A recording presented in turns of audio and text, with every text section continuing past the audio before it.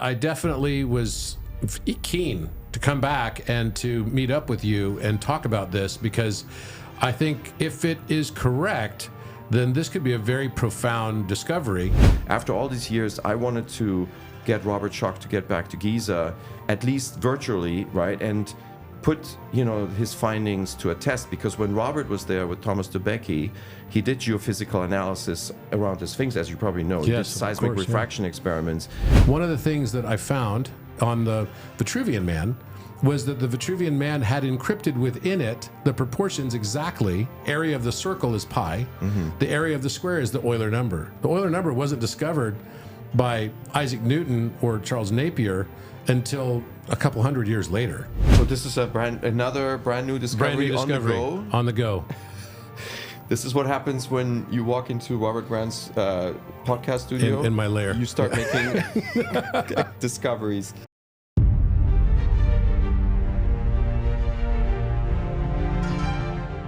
Hi, Manu Seyfzadeh. Oh my gosh, Robert. what a pleasure to have you here with me. It's been a while since we've had our last conversation. About a year, right? About a year ago, Yeah. we were at Mastro's walking around with my iPad, and the guests, inside the King's Chamber. And the restaurant guest joined us. Yes, I know. That was the strangest thing. And we closed the restaurant. Yeah, we did. Totally. We had such a great time. And you know what? I forgot my graphics there. You did? I found out months later I was missing all my graphics, and I left them there for the staff. No way. Yeah. Wow. Yeah, pyramids, Sphinx, all that stuff. All these little things, like what's under the Sphinx and all this. Which reminds me, how long have we known each other for? We've known each other since 2018. Okay. So we met at Contact in the Desert with Robert Schoch in 2018, right after I discovered the Alpha Omega, and I wanted to talk to somebody about it. And so I ended up meeting with Robert Schoch, and you helped arrange that that meeting. And so then we've been friends ever since. And it's been great to get to know you and your work. Gosh, I mean, first of all, you're a doctor, a dermatologist, but you have beyond a hobby. It's way beyond a hobby at this stage. I mean, you definitely don't think of it as a hobby, I'm sure. You are an eminent, preeminent Egyptologist now, bona fide. You've worked in archaeology, not only in Egypt, but also in Göbekli Tepe. You've written papers with Robert. You've done lots of projects with Graham Hancock. Graham Hancock wrote the foreword for your book. Under the Sphinx, which is an excellent book. You have become an expert on hieroglyphics as well.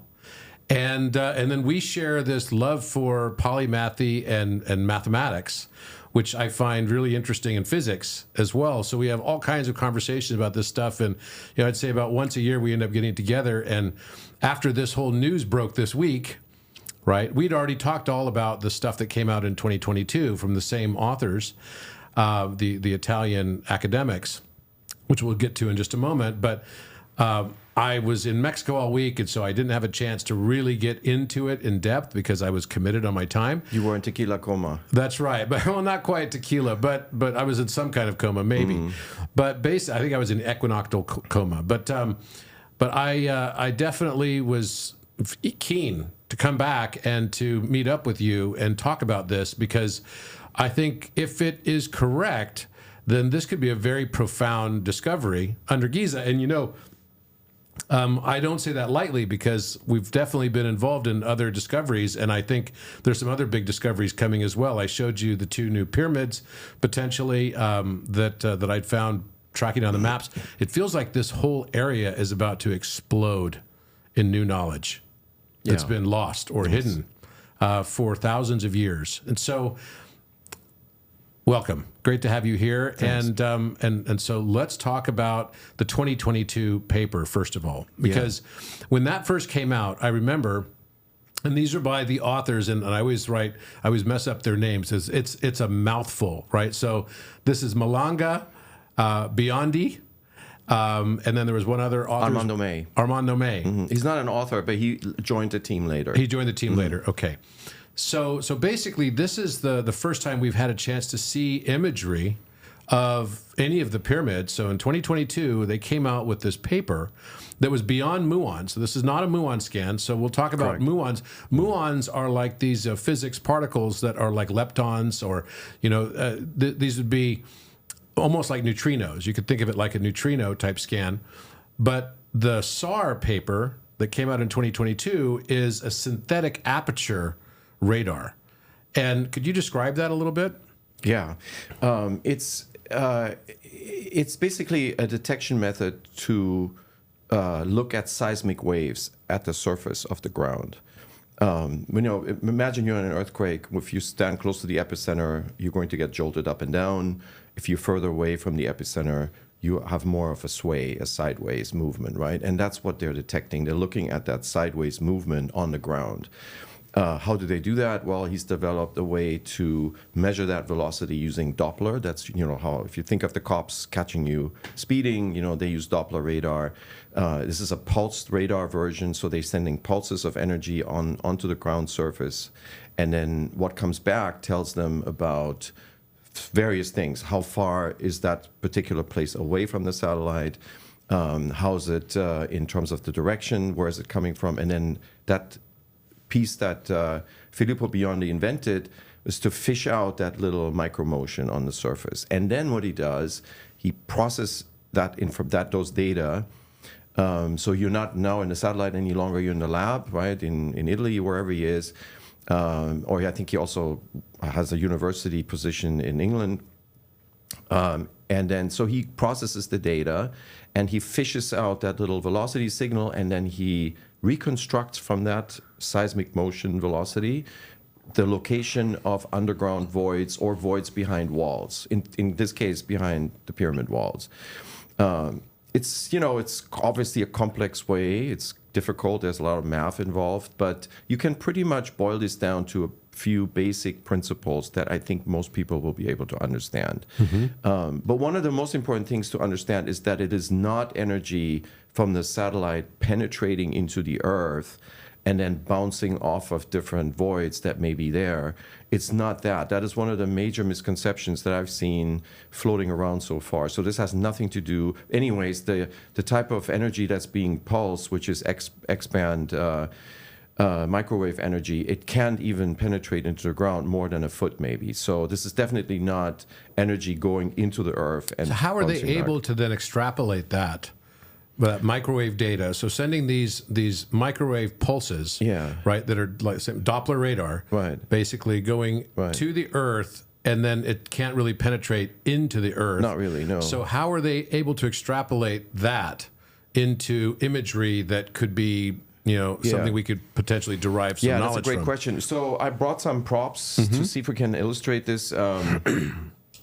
So if you think of a void underground, if the void doesn't move, then you wouldn't be able to detect it this way. It has to oscillate. There has to be some movement.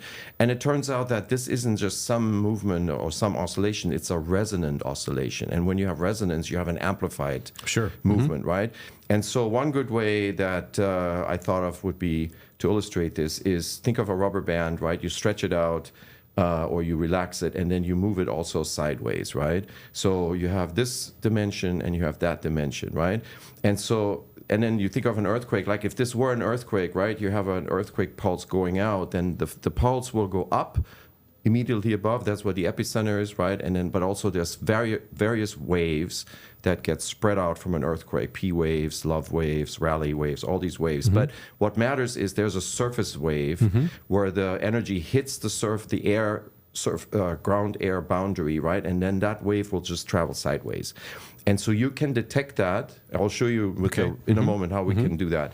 So you detect that signal on the surface, and then with the mathematics that Biondi is using, which, by the way, was quite impressive in the 22 paper. Yeah, I was like, wow, this is really a physics kind of paper. It's a physics paper, that's right. But with an engineering application, right? So he's not he's an engineer. Yeah, it's not theoretical. Yeah, he's using the basic building blocks of his theory come from other physicists. Like, for example, what I'm going to show you right now, right? So because you have two motions, right? You have a longitudinal motion and you have a sideways motion, right?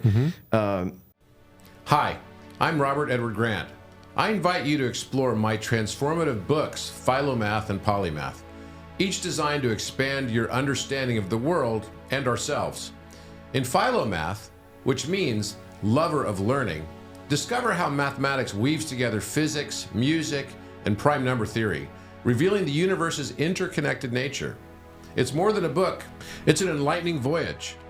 Polymath builds on Philomath's insights, exploring the genius of thinkers like Pythagoras and Da Vinci, who used geometry to revolutionize science, art, and governance. Rediscover the polymathic roots that sparked past ages of enlightenment. Join me on this journey as well. Visit robertedwardgrant.com to get your copies today. Let's foster a new era of enlightenment and collaboration for a brighter future. There is a special formulaic expression in physics to model this, and that has to do with string physics, right? So how a string oscillates in longitudinal and transverse dimensions, right? And that formula was developed by an American physicist, like what you're just saying. It's like physics is involved, by the name of Nicholas Tufilaro. And so Nicholas Tufilaro modeled this mathematically, and Biondi is using the same math in his model, in his method, right? So now you were asking me the question: how do you know what's deep beneath the surface, right? How do you know this from what's happening at the surface? And this is what I'm trying to say. The mathematics of this relationship give you that information, okay? So the frequency with which the Earth moves sideways tells you something about the frequency with which the longitudinal aspect of this oscillates, right? And once you know where the epicenter is, right, by the decay rate, right? So you have energy here, but it decays gradually as you go out. And so if you're measuring it over there at a pixel, and then you reconstruct where was the center of that energy on the ground. So that's the epicenter, right? And then this part I haven't pieced together yet, because in the paper it's not really explained yet, right? See, he's saying it with a few words, but we haven't figured out, me and my team that are working on this, we haven't figured out mathematically how exactly does he reconstruct the depth. I have an inkling, but I'm not ready to explain it yet.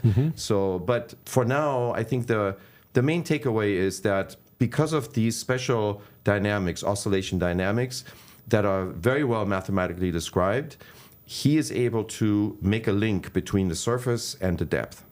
He's able to reconstruct the depth, and he's also able to reconstruct the intensity of that resonance. So let me just give you a demonstration. So let's say, and then do you know what the other applications this has been used for? This synthetic aperture radar technology? Yes. Yeah. This is actually a specialized version of, for example, interferometry radar. So, but imagine you have a satellite that flies over a certain part of Earth. Before it will be able to revisit that part of Earth, several days will go by. I think it's something like 14, 16 days. So you can fly over, and then you fly over 2 weeks later, and then you compare those two images to see if there's been any ground change. Right? So now we're talking about like earthquake changes or movements of major structures or people, cars, whatever. And the way you can then detect that is with an interference, right? You overlay the two images. Yeah, it's interferometry. And that's what's interferometry, right? But what Biondi has done, he's been able to use this method, detect motion with a single flyover. That's why it's so powerful, right? You don't need to have two different flyovers separated by days. It's one flyover. And what he does then, it's applying a special filter. It's called a sub-aperture filter. This is signal processing.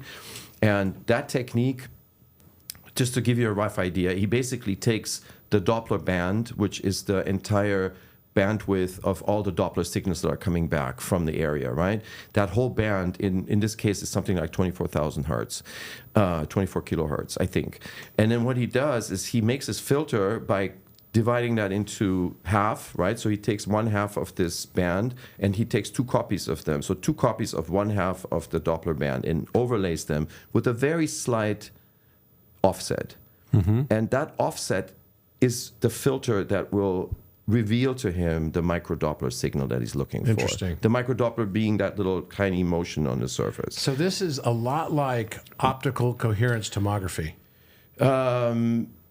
Maybe, I don't know. It could be. I'm not ready to say yes or no, but if you know, then great. That's my background. I worked a lot in optical coherence tomography. And it's interesting because I had a call about 2 years ago with one of the directors at NASA. And I was talking with him about imaging the Giza plateau and using OCT, which I was involved in the development originally of OCT back in the year 2000 for measuring the thickness of retina in the eye.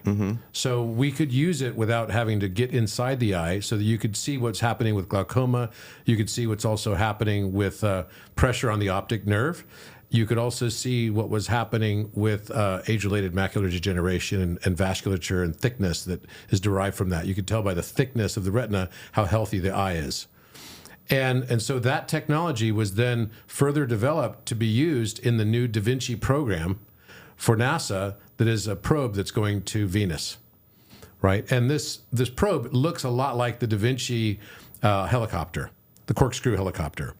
And so that's why they named it the Da Vinci program, right? And so he was telling me that they could use the same type of probe on top of, almost like a drone, on top of the Giza plateau to image all of the underground structures. And now I think it almost demands it now because this would be a different approach than SAR. And I think it's what they're trying to do is they're trying to use this optical coherence tomography to be able to scan the inner aspects of the planet Venus, right, within the planet. So the way that Biondi has been describing this, he's calling it also a form of tomography. Yes. So right. I think that's why there is a connectivity to the tomography. Right. But Right. now I'm really thinking, geez, somebody needs to get in contact Right. with NASA again to get that going. Yeah, the tomography is one dimension, right? You go from pixel to a line of pixels, and he specifically chooses certain lines of pixels because, and that how he does that, I don't know yet. I'd have to ask him, because in the paper, it's not always clear how he chooses them. He shows the tomograms. But anyways, with the tomogram, once it allows you to trace the signal back to the epicenter, I think. So like, you're listening, let's say, let me just do this real quick here. So you hold this against your ear. And so imagine that this is a tomogram, right? This here, this ruler. And I'm going to hold this string, this being, let's attach this underneath, and I'm going to vibrate this, the rubber, and see if you can hear this. Yeah. Wait. Okay. Yep, I sure can. Do you hear that amplified? Yeah, it's kind of like if you put your head up against a guitar and you start strumming. Yeah, exactly. Right. So see what's happening is your ear is the satellite, and except that you're in the air, but in this case you're listening on the ground in that pixel over here, and you're getting a signal from the void that's under here, right? And so and then that's why the tomogram is important. The tomogram is a positional. It helps you to position where the signal is coming from. There's of course several voids in theory, right? So you have a tomogram that's getting bombarded with seismic waves from all kinds of different voids, and that's another additional complexity in the methodology from Biondi, that he now has to also spread out that composite signal into its component epicenters, right? And the way you do that, I think, is that's why he has a Fourier transform. Fourier transform, people that do music know that. What it does, basically, you have a complex sound wave, for example, and then you break that complex wave into its component elemental sinusoidal waves, right? And then you can remove, for example, a sound that you don't like a hiss, like a noise, a hum, or something like that. But if you can't really erase that from the entire sound wave, then you're going to destroy your music, right? So what you do is you separate out, by doing a Fourier transform, you separate out the high frequency, low frequency, whatever frequency that noise is, and then you can just erase that, and then you reassemble the elemental waves back into the original music, the complex wave. So Fourier transform is basically a frequency a separator. Yep, absolutely. And so I think what Biondi does, because he has a complex signal at each pixel, he has a complex bombardment from various voids that are coming in, right? He has to basically do a Fourier transfer after he makes his tomogram to separate out all of these frequencies, right? And then he goes through the math that I just mentioned to you with the cross-coupled oscillator, right? To reconstruct the longitudinal oscillations underground for all of these. And that's the translation part we don't understand yet. I've looked at, actually this morning, we were looking at the formula development, and so I am getting ready to be able to reproduce fragments of it with my team, but we don't have the whole thing yet. It's because the problem is we're not giving all of it in the papers. And who are the people on the team that you're working with on this?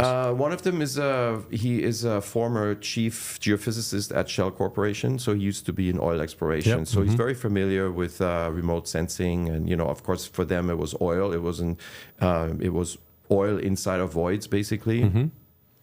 And the other one is Rob Nayland, who you probably know. And Rob always has a great sense of, he demands of us to basically put complicated concepts into words that other people can understand. He's excellent at that, Robert. And so we are just a great team because, Rob challenges us to explain things better. I'm challenging Ed to, explain the math to me. And then my job is to basically extract the basic concepts out of the math so I can explain it to other people. So we're a great team. We've met a few times, and we were trying. The goal was, of course, to replicate the method. In science, you have to reproduce findings like this. And the reason you mentioned, my book Under the Sphinx. The reason why I'm even interested in this is because after all these years, I wanted to get Robert Schoch to get back to Giza, at least virtually, right? And put his findings to a test, because when Robert was there with Thomas Debicki, he did geophysical analysis around the Sphinx, as you probably know. He did seismic refraction experiments, and among all the way back in the 90s. Yeah, early 1991. He did the experiment, and so what they found, they were trying to date the rock, right, with seismic refraction, but they also did tomography. They did seismic tomography, which is in essence the same thing, except that he's with a hammer on the ground, pounding it, right? And then see how the acoustic waves basically bounce off and the Biondi team is listening to the natural seismic activity that resonates chambers from the sky, right? But it's in essence the same type of idea. That must be, I mean, just without knowing the exact translation of how they take the latitudinal and turn it to the longitudinal, right? It must be simply that the pulse, and it's measuring at probably some very micron type scale. Yes. Right. How the pulse is basically reverberating off of the objects, right, and then depicting and finding the very minute differences. Right. And those tiny differences are causing slight variations in the longitudinal wave. That's coming back as an echo. Yeah, that's exactly right. Yeah, I mean, you said it perfectly. The nice thing about this is it's an independent method from what Robert did. And of course, we had a Japanese team from Waseda University that was there before Robert 4 years prior, and they did another methodology, right? And so they were all converging on several anomalies under the Sphinx. And especially the one anomaly that I'm interested in, just like Robert, is anomaly A. So that's in front of the left forepaw. And the reason why I got interested in the method, as soon as I saw this method, I realized this is going to be an easy way, a relatively easy way to get to a reconfirmation of Schoch's data, of the anomalies under the Sphinx, right? So for me, the interest is the Sphinx. I know people are interested in the pyramids, and of course that's fascinating. But for me, the goal was always get Schoch back to Giza, do whatever I can to help him get back to Giza, or at least get back to revisiting these anomalies that he found. And I think now, thanks to the Italian team, I wanted to, thank Armando May and Corrado Malanga and Filippo Biondi for reaching out to Robert Schoch recently and, inviting him to collaborate with him. I'm pretty sure they already have the data. They have for sure they have the Giza plateau scan. The satellite scan is already in the box. And now it's just a matter of designing the tomograms, looking at the signal, and then reconstructing to see if there's voids under the Sphinx. And I think this is a wonderful vindication for Robert Schoch. If they could find anything there that's overlays with what he found. That would be fantastic. And if it's a negative result, okay, we have to accept it. Okay. As you probably know, Mark Lehner, Zaya Was, they've drilled around the Sphinx in several locations, and they did not find any voids, according to them.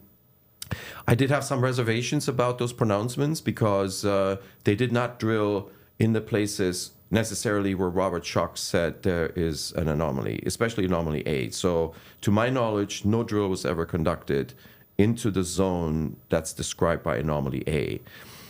If you go to my Facebook page, right now I have a video pinned to the top where I'm explaining this problem.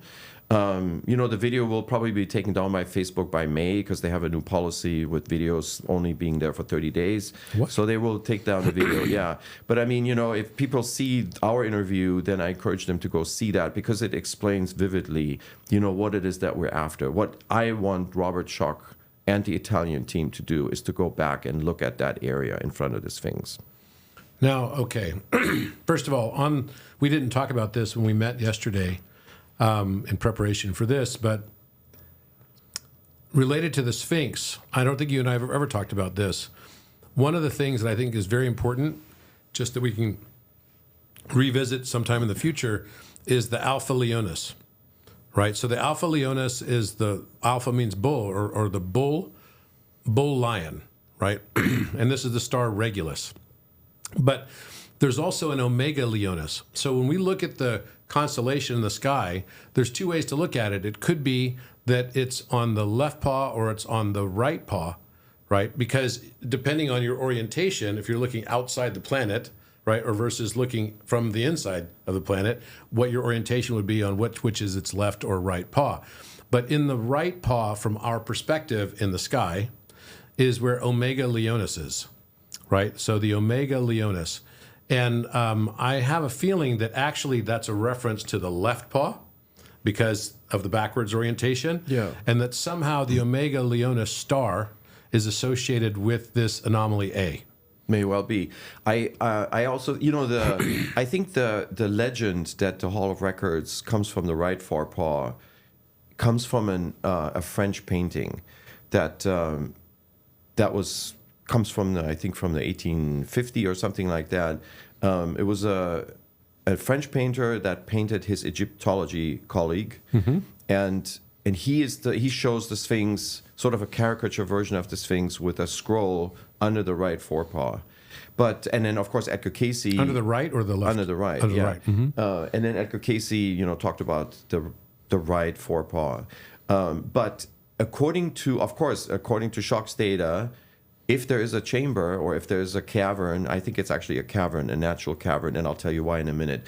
But I mean, if it's a chamber or a cavern, from the data that we have, it should be on the left side. And in addition to that, the right side has, I think, been adequately probed, I think. So they've had several drill probes from the right, because they were going probably with Edgar Cayce's predictions and, whatever. But I think the money is on the left side. Yeah, I agree. Yeah. Now, in the pyramid texts, there are 5 mentions of cavern and 1 indirect mention. And interestingly, this is a Pyramid of Unas, right? The very first version of the pyramid text. And just to give you a little bit of a context there, this is the spirit of Unas going into the cave and meeting the primordial gods, appeasing them with bread, right? And then he emerges from the cave with the Eye of Horus. And where is this written? This is in the northeast corner of the antechamber. Okay, so and with Robert Nayland and I, we published a paper a couple of years ago where we think that the antechamber simulates the Great Sphinx. Right, and there's reasons we don't have to get into that right now, but based on that, and the fact that the word cavern is mentioned and it's clustering in the northeast portion of the antechamber, to me that's a hint. It's not in and of itself sufficient, obviously, but it's just yet another little piece of the puzzle. That the action is on the northeast side. Yeah. Right. So not on the southeast side, but on the Sphinx is facing east, right? So it's southeast, northeast, right? So the left side is the northeast side. So I think that's where it is. If there is something, I think it's. I would tend to agree totally. Yeah. So let's go back to this 22 paper for a moment, because the 22 paper also coincidentally had 22 structures yes. that were inside the paper that had not been seen before. No. Right? Some were chambers, some looked like pylons and just methods of constructing the pyramid. Right. And several other things, but there wasn't a lot in the underground aspect of it. Except for the two ramps or whatever it is. Right. Yeah. Mm-hmm. So, but that seems strange to me too. It's like, was there an improvement to this technology? Maybe. See, the paper, the Biondi paper and the Biondi Malanga May paper is not out yet. No. Right. So the one that's been in the media so heavily, right, has just been a leak. Yes. Right. It's been a leak by one of your colleagues. Yeah, and a leak with permission. So a leak with permission. Yeah. Yes. Trevor Grassi. He I think he got the documents from Armando, and Armando said, "Yeah, go ahead, you can release it." Yeah. And Trevor thought, there's no putting the toothpaste back in the tube now. No, there's not. It's chaos. But I mean, I think good things will come out of it. Like like we're talking, we're explaining things. Other people will do the same thing. So I think it's good. At the end of the day, the first thing, one of the very first things in that paper, and that may actually be an image that we may have. Let's put up. Yeah, Jason, you where the king chamber is showing with the it might be this one. Yeah, that's the king chamber. So. And then there may be another image I have in the file that shows the king chamber with the overlay of the resonance detected. I don't know if I have that's this. That's the Biondi right there. Yeah, that's the whole. Anyways, so when I saw Robert, when I saw that they were visualizing the known voids, the voids that we know are in the pyramid, that's when I got interested in this. Me too. Me too. I realized, especially 19. Yeah. So I said this is proof of principle. We have a positive control. In science, in an experiment, you better have controls, negative, positive controls. Yeah, this became a control in a way on the muon scans, right? That's correct. Yeah. So you have to be able to show what you know is there before you can make a statement about what you don't know is there. Right. And so that's when I got interested in this. Now, I have to say, we have to remember these are renditions, right?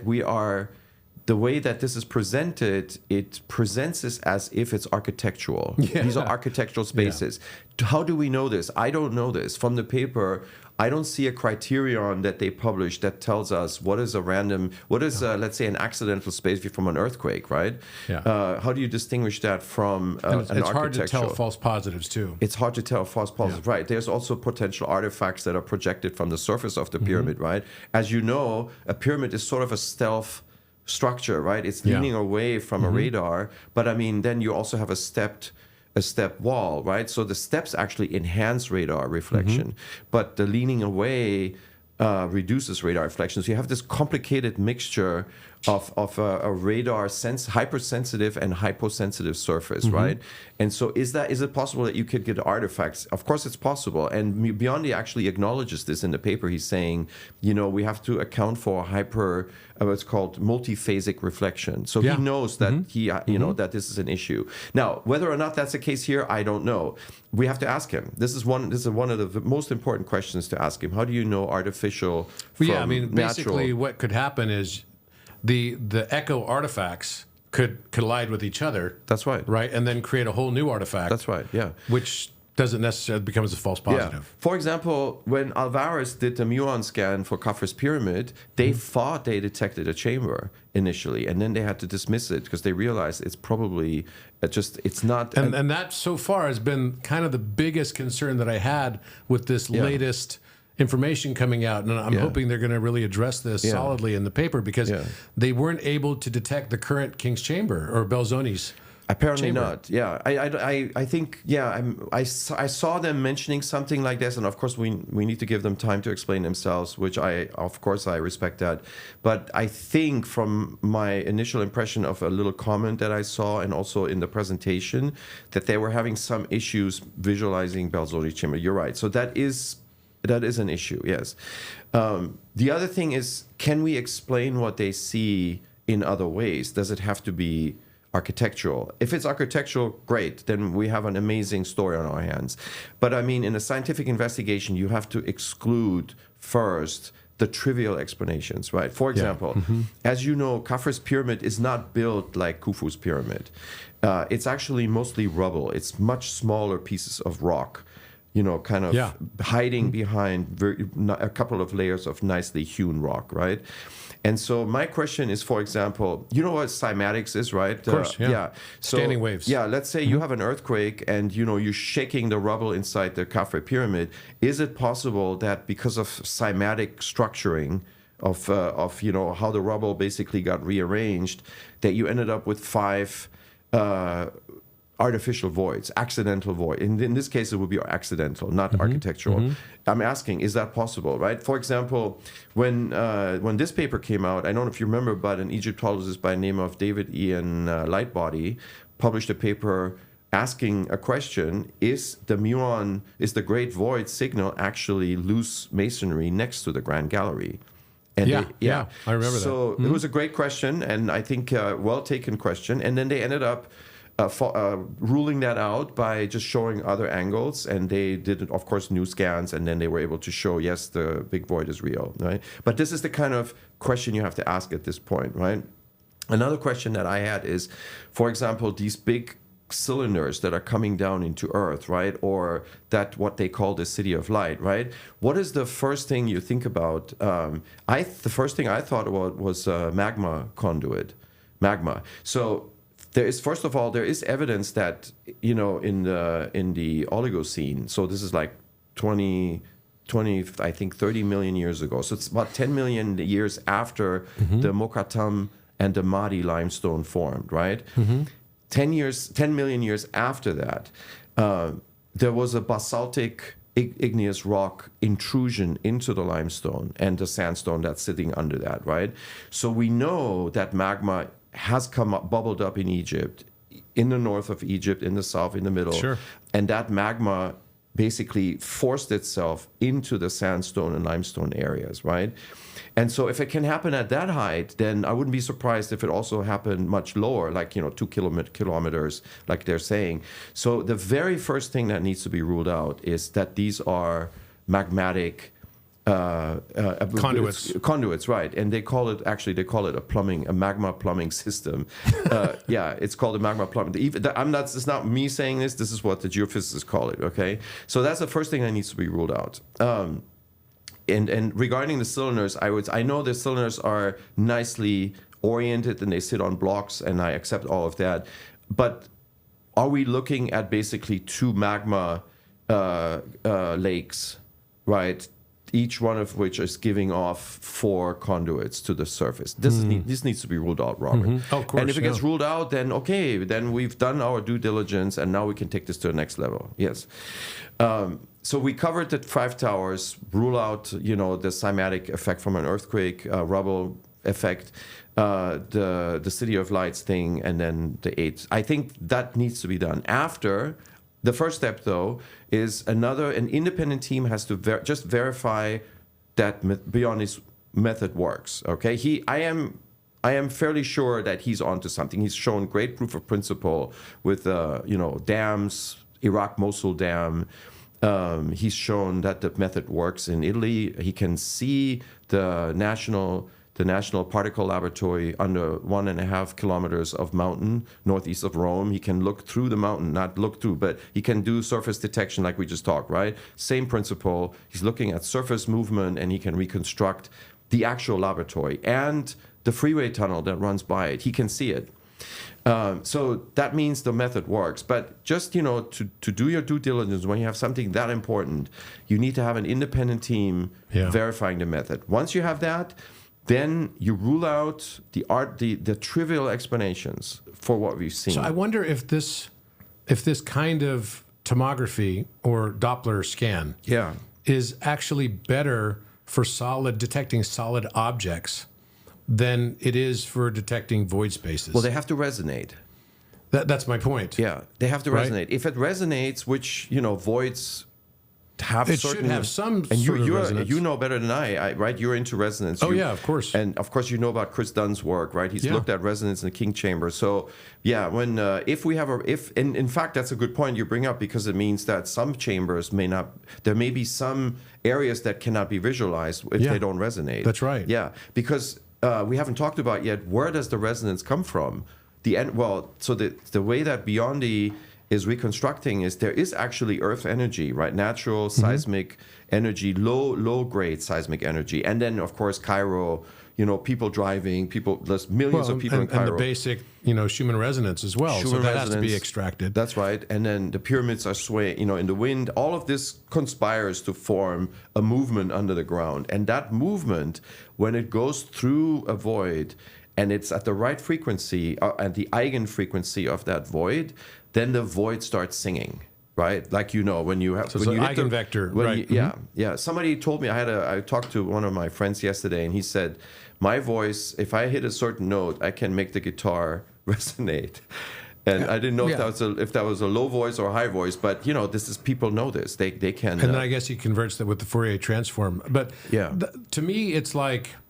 It does say something. This technology is still so new from this perspective and how it's being used. If it works, this is going to have a huge impact on the world, because there's going to be superstructures all over the world that's going to show, I believe, that humanity at one point spent a lot of time underground. Then you have to ask the question, why? Why did it spend so much time? And then let's go to the depth of this, because, well, before I do that, I wanted to let you know that I had found,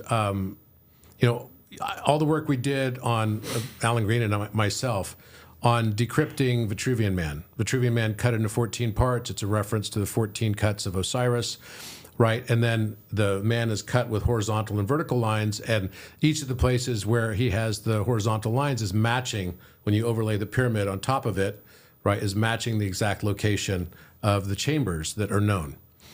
But I also found, and you and I have not talked about this yet because I just forgot to mention it to you, that in Codex Atlanticus is actually a full drawing of Khafre Pyramid. Okay. A full drawing of Khafre Pyramid. And the inner structures... As a palimpsest or intentionally... As a drawing. I'll show it to you. It's a full illustration of Khafre Pyramid with a perfect 3-4-5 proportion. And it's an isosceles represented. And I was flipping through the pages of this book, Codex Atlanticus. I was like, oh my gosh, you got to be kidding me. And of course, I measured it. And then I saw the inner structures that he drew within it, which had geometries associated with them as well. And the inner structures are matching the scan data? Is that what you're saying? It was matching what the known data of what the pyramid is today. So the locations of things, even the corridors and everything into Belzoni's chamber, and the location of Belzoni's chamber and everything was all mapped by Da Vinci. Okay. In Codex Atlanticus. Do we have this? Can we see this right now? You know what? I will pull it up. Yeah. We're going to take a short break right now anyway. I'll find it and I'll get it for you. Sounds good. Let's take a break. Okay. So, Robert, every time I come to see you, it's like on the go exploration. Like we find stuff. Are we recording now? Just when we have a conversation, right? Yeah. Like you, like this just came up in your film studio. You're showing me this Codex Atlanticus image, folio 134, right? 134. And I'm going... I posted this a year ago. You posted almost this a year exactly ago. 1 year ago, Right. saying that I was flipping through the pages of Codex Atlanticus, and all of a sudden I see what looks like the proportions of a 3-4-5 triangle, but in isosceles form. Right. And I was like, you got to be kidding me. Is this another encryption by Da Vinci? Right, so 3-4-5 for the audience, that's an Egyptian triangle, It's right? an Egyptian triangle, Right, and it's the basic geometry Pyramid, of the Khafre Pyramid, right? which is the one that was just scanned, right? And I never really spent a lot of time looking at the structure underneath that pyramid in his imagery. And so today, I was like, maybe we should go back and look at this to see if there's anything underneath that pyramid in this image. And so we just went and bought the super high res scan, which cost like 165 pounds. Because every time we're looking up folio 134, it's only references back. It's all circular references back to me in my work.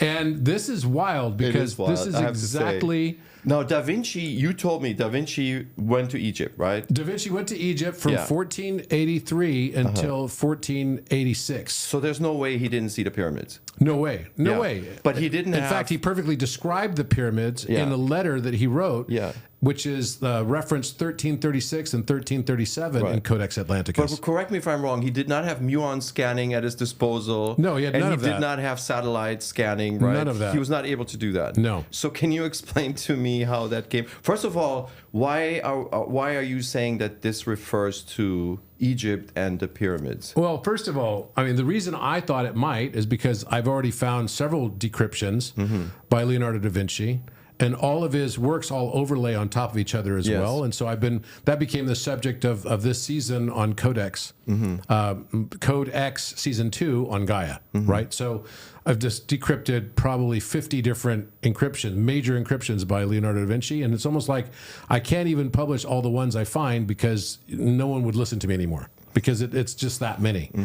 But that also led to the Last Supper painting being encrypted with all of the same petroglyphs that are hidden in the tapestries and the walls around the Last Supper painting, because the Last Supper painting is actually a map for the King's Chamber, right? Now, that sounds completely outlandish, but not really when you consider that it's been widely understood and known that the Last Supper painting was a depiction of astrology. So that the 12 apostles were actually in the shape and doing the format and form of the different astrological zodiacal signs. And so that part is very well known, and it's well known by academia as well. And then when you start to consider that maybe the King's Chamber might be something more of a planetarium, right? Maybe a stargate, then it doesn't become a huge mental leap to connect those two and start seeing where the proportions are. And that's where we found the bull was in the exact same spot on the right wall, on the north wall of the King's Chamber. We found the Eye of Ra in the exact same position. It's uncanny. It's super uncanny.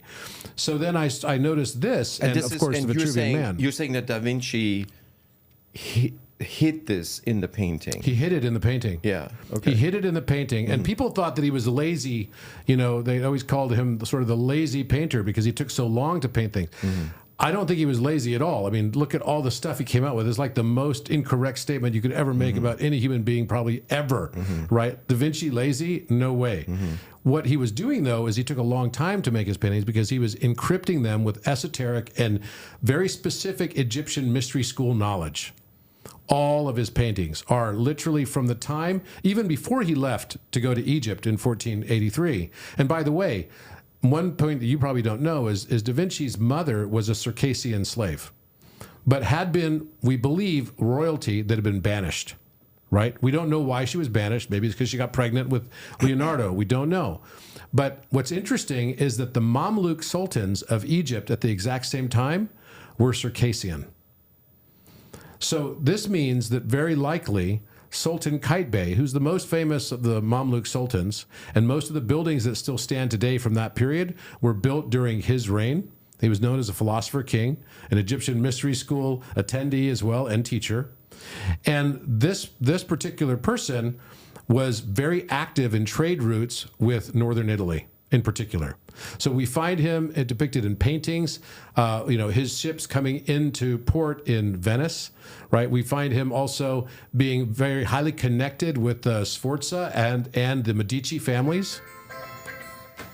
I think it's yours.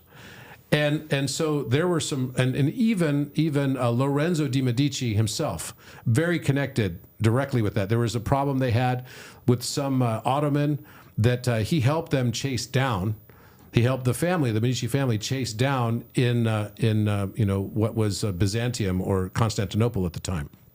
So this is a long history that they've had. Now, of course, Da Vinci may have even been directly related to this fellow. And probably Sultan Qaitbay may even have known the father of Leonardo da Vinci, right? So this is what we've been tracing down, and we found all kinds of references, and the entire works that he did were put in this reference 1336 and reference 1337, and that was a complete encryption as well of the great Mount Taurus. And of course, the original name of the Giza Plateau is not Giza, but Ras Tau, or Ras Taui. right, which is Taurus backwards. Bull Mountain is one of the names in hieroglyphics of the Great Pyramid itself. So the two chevrons and a bull, right? The apis bull, also a reference. Hepju, exactly.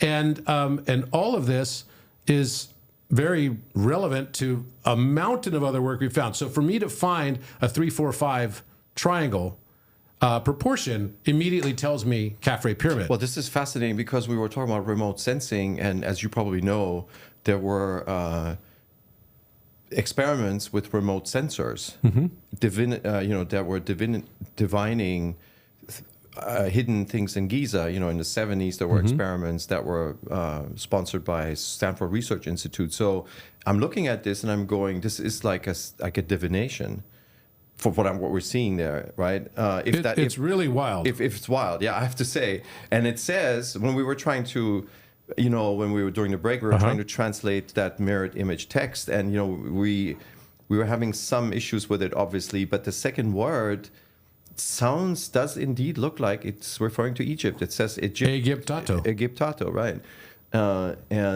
So that creates the context for this drawing, right? So it said abando, right? Egyptato. So I'm going to Egyptianize, yeah, right? In the stylized form of Egyptian. And then what did it say? Something Kartikar, like scrolls. The map or the scrolls, yeah. Right? Right. And so as if he went to the library and he saw some information and then he expressed that information in Egyptian symbols, right? Isn't that, yes. That's kind of the gist we're getting. Absolutely. Yeah. And then also the reference, the next line is 3/4, which of course is the proportion. One half the base is 3. That's interesting. And the height is 4. Now tell me, you see, what about the other structures that you're seeing there? It was fascinating that you actually recognize some things that overlay with the actual architecture. So I started looking at the actual architecture of today. I started thinking, okay, maybe there will be some correspondences, because one of the things that I found, right, on the Vitruvian Man was that the Vitruvian Man had encrypted within it the proportions exactly for some super advanced knowledge. First of all, the area of the circle is pi. The area of the square is the Euler number. The Euler number wasn't discovered by Isaac Newton or Charles Napier until a couple hundred years later, right? So how did he know to basically make Euler and pi, which is literally what makes squares and expansion and scalar and compression waves, and the expansion of all waves, right? Because if there's a speed limit for the speed limit of the universe, which we could say arguably is light speed, then there has to be a speed limit for that, right? And it's going to be wave expansion. And so it's got to be the Euler number. And then at the same time, it's like it was supposed to be squaring the circle, but the proportions are totally off. I mean, Da Vinci was very good at drawing circles and squares. He would have known that the proportions are way off. So he's purposely leaving us some information there in this relationship between Euler and pi. And I believe what actually forms light and creates at the alpha fine structure constant, 137, and 1/137 is the relationship between Euler and pi.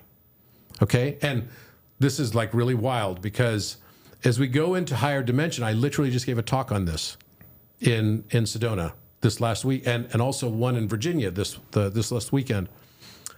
What I found, it kind of hit me through a funny way, because I was in Mexico this last week, and there was a truck that pulled in front of me, and I was driving. It was a long drive. We're driving to Ekbalam, right, which is an ancient site, and basically, I'm like driving along, and the person in the back seat, her name's Anna, DJ Anna, said, how are you driving so well? Aren't you tired? You flew all night last night. How are you so awake? And I said, not only am I awake and driving, but you see this truck that just pulled in front of us? And she's like, yeah. I said, and it has a number on the back that had like 11 or 12 digits written on the back window. And I was like trying to figure out what the number was. I'm like, that is a Robert Edward Grant nightmare right there, because I have to figure out what that actually means and what it is. And then she said, well, that's impossible to figure out. I said, no, it is the square of pi. It's pi squared. And it was on the back of a truck, right? Literally pi squared. So I was like, okay. And so she was laughing and she videotaped the whole thing. She's like, you're crazy. You're out of your mind. I'm like, yeah, I guess I am. But what I told her was that going into the next dimension, the next experience, going up is going to be changing our relationship between Euler and pi, because I believe that the speed of light is not actually the speed of light, but might actually be the speed of our perception. like the rendering time in a simulation. That's a whole longer conversation, but the next dimension of it is going to then no longer be Euler divided by pi equals time relationships and the speed of light, because the speed of light in miles is 1.86, right? Times 10 to the fifth power in miles. But if you take that same 0.86, that's the relationship of Euler divided by pi, right? So it's like 1 plus and 1 minus, and you get both. And we have 86,400 seconds in a day, which also relates to this. So I started to say, well, I believe, and I presented on this just literally 2 days ago in Virginia to a futurist group, that the next iteration of humanity is going to move from c in speed of perception to c squared, right? So c squared becomes the reference then. And then therefore the proportionality has to be Euler squared and pi squared. And guess what the proportion of Euler squared versus pi squared is? You tell me. 3/4. Mm-hmm. Oh, okay. So you think that's over here. Okay. What else do you see in that? So what else do I see in this? Well, first of all, I started noticing that the segments of where he drew those like squares along the ground level, right, of the pyramid.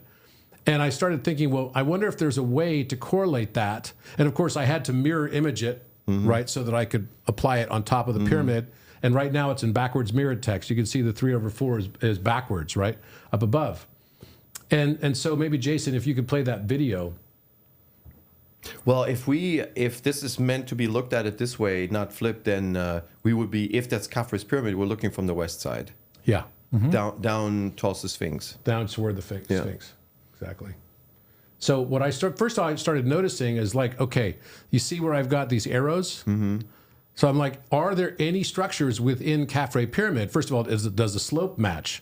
Well, yeah, the slope perfectly matches. And the exact positions of the boxes that Da Vinci basically called out, and this is before Belzoni even got inside there. So how is it even possible that they're matching even the tunnel structures in the first burial chamber on the lower and the upper level, and then the entry point? The Robber's Tunnel. The Robber's Tunnel, and everything is like matching to this. I was like, what? How could this even be? Right, that's bizarre. I agree. Well, first of all, we're fairly sure that he's trying to image a pyramid, right? Yeah. Because we have another pyramid next to it. There is. That's right. So if you go back to that other image, and there's other, you can see a pyramid. It's right there. Right there, drawn in perspective, which is wild, right? Down on the lower left side, Drawn in perspective, exactly. It's drawn in perspective. Yeah. So I don't know if he's trying to tell us, okay, that's a pyramid, and then there's some other building to the left. Look at that. Do you see that little building, like with a dome or something? It looks like a niche facade. Well, the dome reminds me of the Vatican, but the wall, that looks like a niched facade, which is an Egyptian theme. Yeah, it definitely does. Yeah.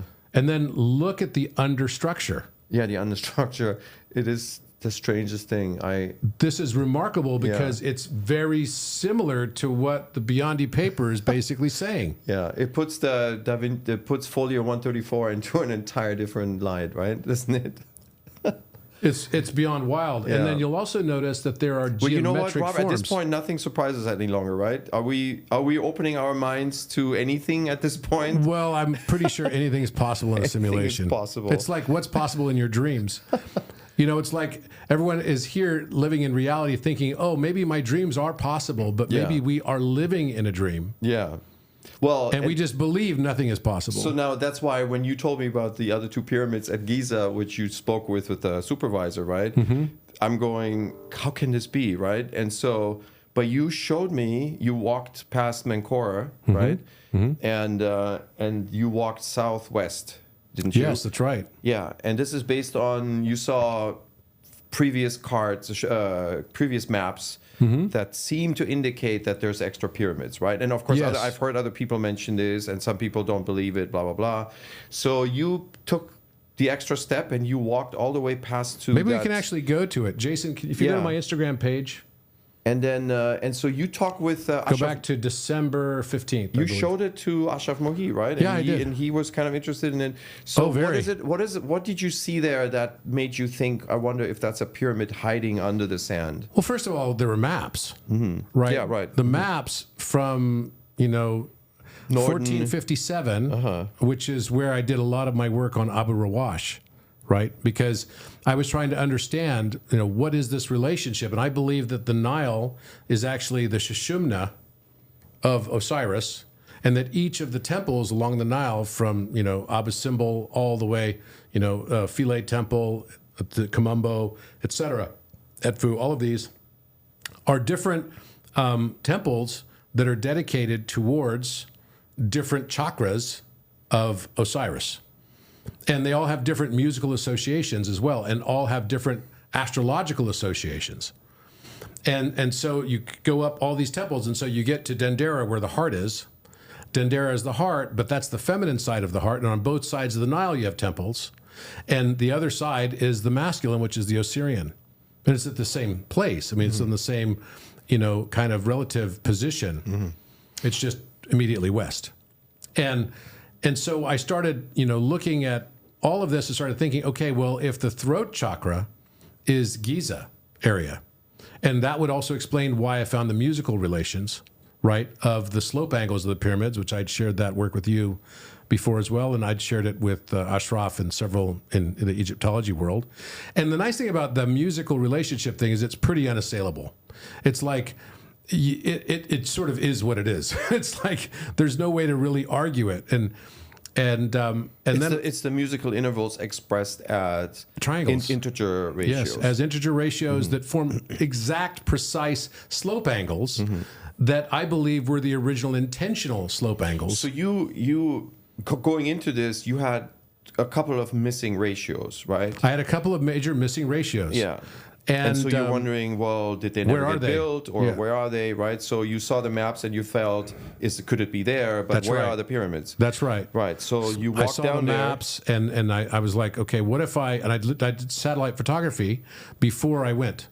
So I looked at all of the area of Giza Plateau, and this is the southwest corner of Giza Plateau. And I could see on the map that there was something there, but I didn't know what it was. And so I met with the Antiquities Department, and I kind of presented all of this to them. And I said, look, here are the maps. I believe that this picture that Norden depicted, both in aerial photography, as well as, because people were trying to tell me, and even Ashraf is like, well, a lot of people believe that fourth pyramid might actually just be the Queen's Pyramid, right, which is immediately one of the satellites, the three satellites of Menkaure Pyramid to the south. I've seen videos about this. I think Matt Simpson may have made a video Simpson's about done a video it. on it and everything. What's his name? There's a couple of researchers that are interested in that topic. But it doesn't work because the distance that Norden placed that fourth pyramid at is pretty far away from Menkaure Pyramid. Yeah. So it's like, how could it be that? And I can't imagine that he was just really bad at geometry. So you walked to where you project that map location to be, right? On the plateau. Yes. I see. So we can go ahead and play it. Yeah. I've been looking at satellite photography and everything to find the exact spot, and I think we're going to be able to find it. So nice suit, Robert. Photographers that came here between 1457, which was Fra Mauro, an Italian explorer, and he showed 5 pyramids on the Giza Plateau. There was another explorer by the name of Pocock that came in 1743 that showed 5 pyramids as well. And then in 1755, Norden, who was a Danish explorer and cartographer, came and depicted from an aerial view 4 pyramids. It had also a ground level view of 4 pyramids that has now become quite famous. And so we're here investigating to see if we can find this 4th pyramid on the Giza Plateau. It's supposed to be on the south side of Menkaure Pyramid, so it would be southwest of Menkaure Pyramid. So let's go check it out. I was wearing a suit because I just presented to the Antiquities group, and I was surprised when they gave me permission to go there right away. A lot of people think that this might be what Norden is talking about, saying that that could be possibly the other pyramid on the plateau, because it's not shaped like these, which are, this is more of a stepstone pyramid, so this one. And that one looks like there's a smaller pyramid.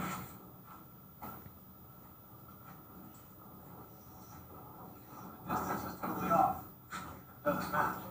The distance is totally off. It doesn't match what's depicted by Norden. You can really see the erosion on these blocks look like similar erosion on the Sphinx. Did you have a GPS device with you at the time to locate your position? No, I was just doing it by memory, just walking. Uh-huh. I figured if it's there, I'll probably see something under the sand. Mm.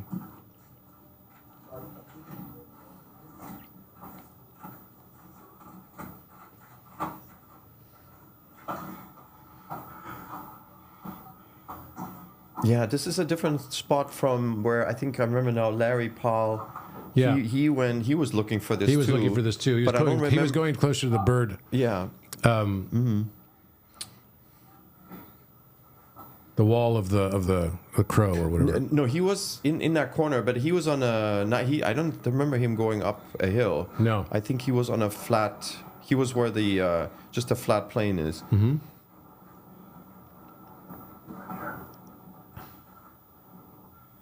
Cut lines and mortar joints here. It was heavily eroded, though. Mm-hmm. Yeah, I mean, interesting. The first thing that we were talking, I think the first thing to do is that Mokatam or is it Madi formation? If it's Mokatam, then it clearly is out of place in that location, and that would be interesting. Yeah. Yeah. So that's easy to check. I mean, you could see the mortar. Yeah. It's definitely blocks. Not natural. Did you see any chisel marks on any of these side planes? It was so heavily eroded. It's You almost probably like couldn't, similar right? erosion to like the Sphinx. Yeah. Yeah, that's right. See the block line underneath? It's not just the vertical, but it's the horizontal. You can see the block. It's literally like bricks. And then this one's got the joint sticking through it. Yeah. Definitely worth an investigation, I'd say. It's interesting to look further.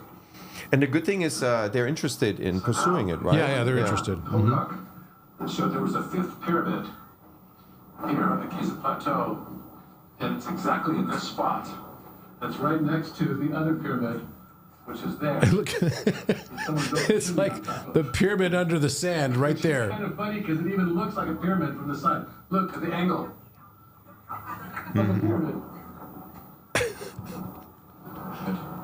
Let's see if we can find blocks here too. I'm sure you know that area well. It is by where they keep the camels and stuff. These are most definitely. But I don't think I've ever been out there. I've been to the restaurant, but not all the way where that hill I mean, you is. can see those as blocks. That looks like the top of like Lahoon Pyramid or something.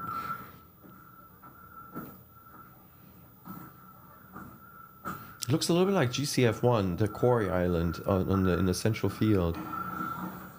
Well, is this the fourth pyramid of Giza that was described by both Pocock as explorer and also by Norden in 1755?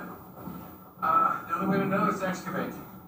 So I think it's now up to the Egyptian government, the Ministry of Antiquities, to decide to excavate this to see what we can find underneath all of this sand. I think they're going to find a pyramid, and I think they're going to find one right over there as well. Have a great day, everyone. All the best. Interesting. You're looking for. So, yeah, I mean, go ahead and stop that. So, and stay on the Instagram page, though, because I want to show something else. So, what do you think about that? Well, it's interesting and definitely should be investigated. I agree. And if they're interested in letting you do that, then even so much the better. So you hire a team and let them look to see if they find evidence of blocks. I think it looks interesting. Yeah. I know that Madi formation has obviously we know that limestone can have natural cracks, but I see what you're saying. There's some of them are deep, first of all, and they seem to be kind of straight. So yeah, I would just survey the whole area and just get a good sample of it, and then characterize the stone, because that's the easiest thing to do. If you can show Mokatam formation stone on the Madi side, then you have something really interesting on your hands, and that's easy to check. If it's Madi formation, that doesn't mean it's not. It just means you have to do more work to really see if you can see the seams. I mean, it's heavily eroded, right? Yeah, So totally. could it be something that's older than the Giza pyramids? We don't know. But yeah, it's good find. Yeah, it's Very interesting nice. stuff. Yeah, Interesting stuff. very nice. And then, if we go back to the Da Vinci one for a second and notice that there's all this geometry inside of it, I want to take a look at that for just a moment. And so if we compare this as well, I do have a picture I sent you, Jason, where I kind of compare the two. But if you look, first of all, if you zoom in on the top, try to zoom in more towards the apex of the pyramid, you'll see a dodecahedron that is lightly sketched inside of, close to what would be the pyramidion. The other thing that's interesting is that the sun, if that's a sun or the rays of the sun, it is offset from the axis of, if we're looking at it from the west side, a lot of ifs, obviously. But let's say we take it at face value and we're looking from the barracks behind Khafre Pyramid. We're looking down the causeway, basically, right? Then it's interesting that if that's the sun, it's rising a little bit offset to the north. You see that? Yeah. And of course, the Sphinx is also offset to the north. From Khafre's pyramid's axis. Usually, when you see on social media, you see the Khafre pyramid and the Sphinx is right in the middle. That's actually not realistic, right? Actually, the Sphinx is offset. It's slightly off-center, from right. Khafre's pyramid. Yeah. So that's interesting. That if that's a sun, I mean, who knows what he was trying to do, but. And then the corridors that you pointed out. And so if we're looking from the west, then the corridors would be On the east. on the left side. So Yeah. that makes sense. Yeah. What do you make of and then you talked the foundation, the foundation underneath. Yeah. I mean, there's clearly like a very strong Yeah, there's columns. columns. That's right. I can't wait until Armando and Corrado and the guys, they see this. Well, it's funny, they're Italian too, right? So that'll be interesting for them. Yes, right. From one Italian to the next, yes. I believe Da Vinci had a map of the Great Pyramid, and that's how, remember, I was able to predict with Alan the location of what we call the throat chakra or the throne room chamber. And it's the Metathrone.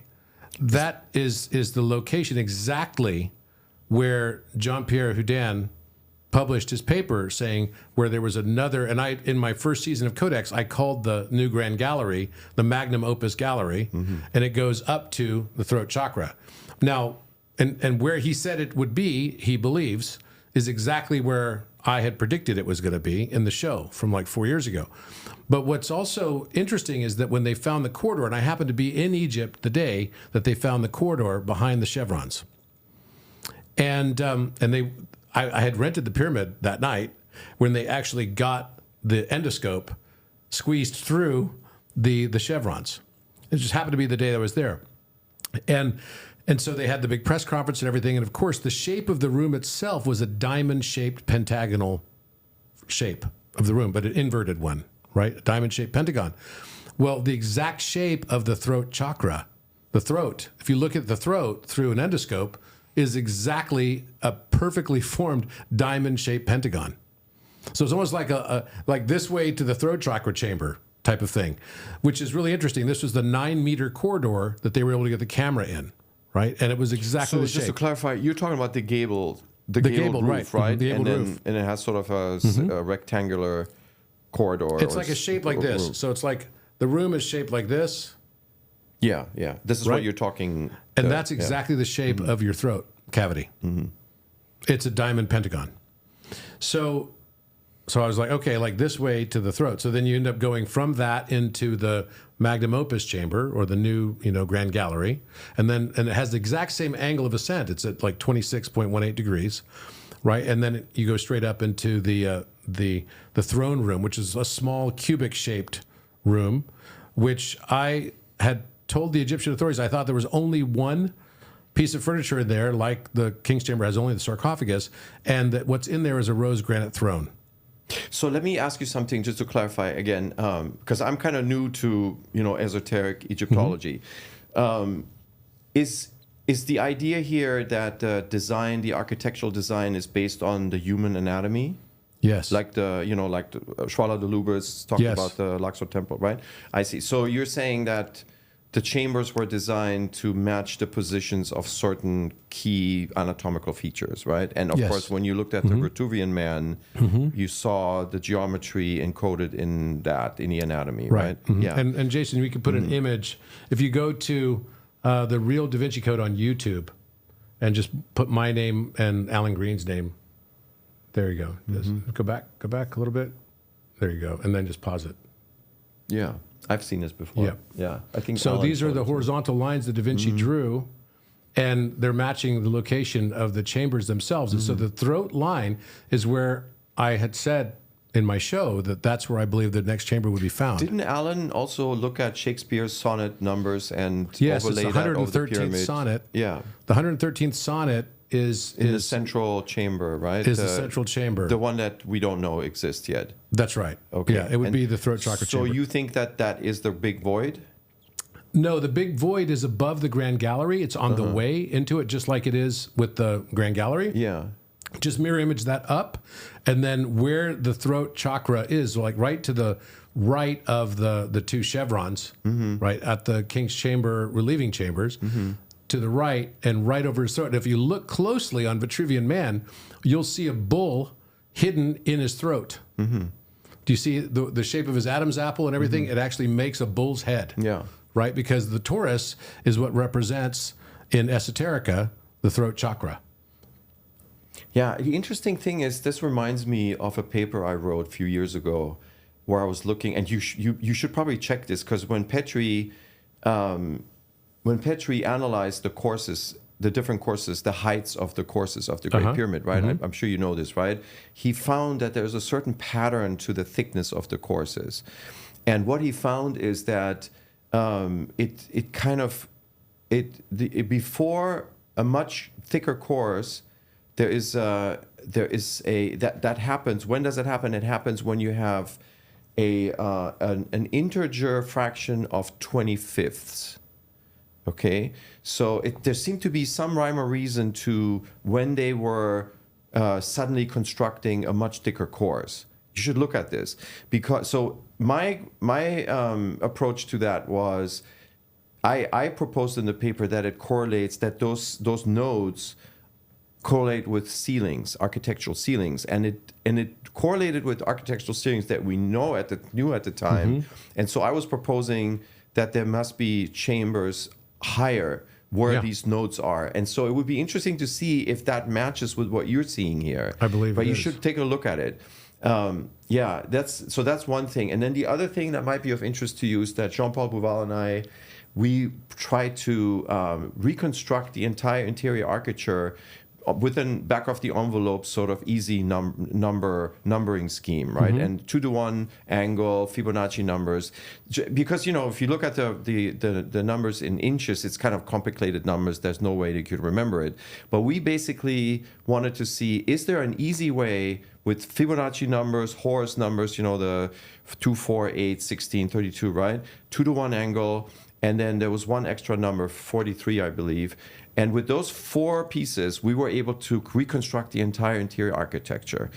And so, again, that's another interesting angle for you to look at to see if there's any overlap between what you're seeing there. Well, and your connection to the 25 is exactly relative to the spiral of Theodorus.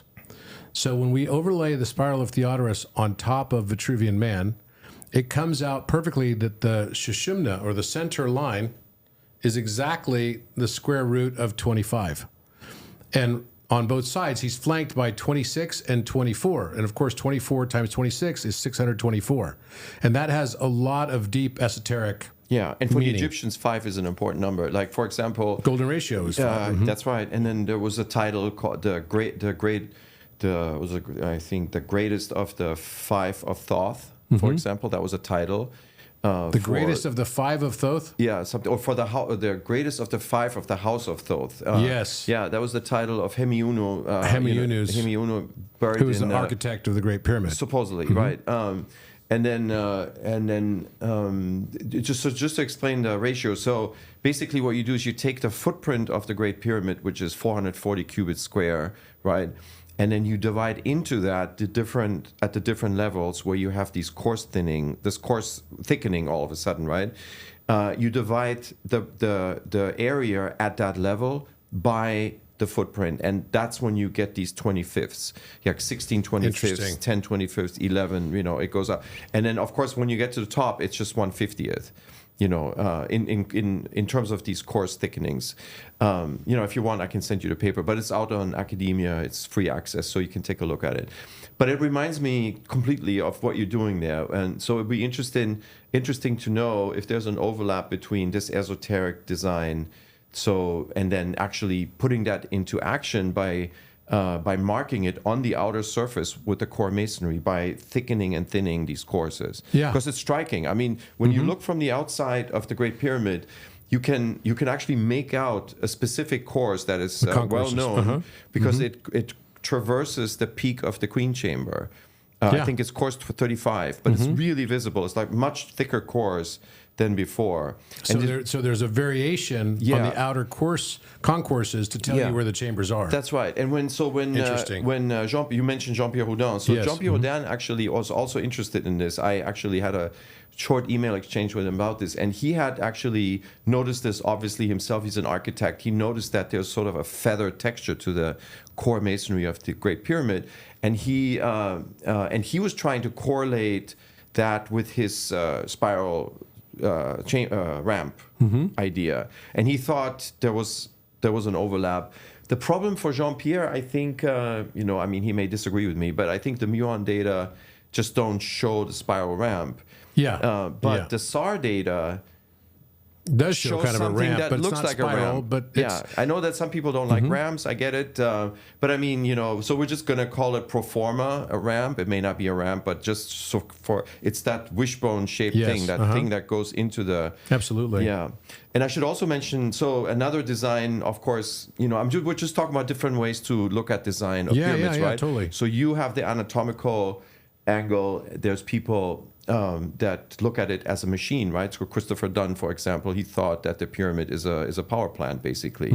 And the details, I think he just upgraded some of the details in his last book. And interestingly, for Chris, he's upgraded his thing, and he saw my presentation on the music as well. Yeah, and he loved it. Because he's interested in resonance, right? He loved it. He's like, this is the bomb. He's like, he said, the only thing I wish is that I'd seen this before I wrote my last book. Yeah, it's interesting. I mean, I'm going to let Chris speak for himself and his theory.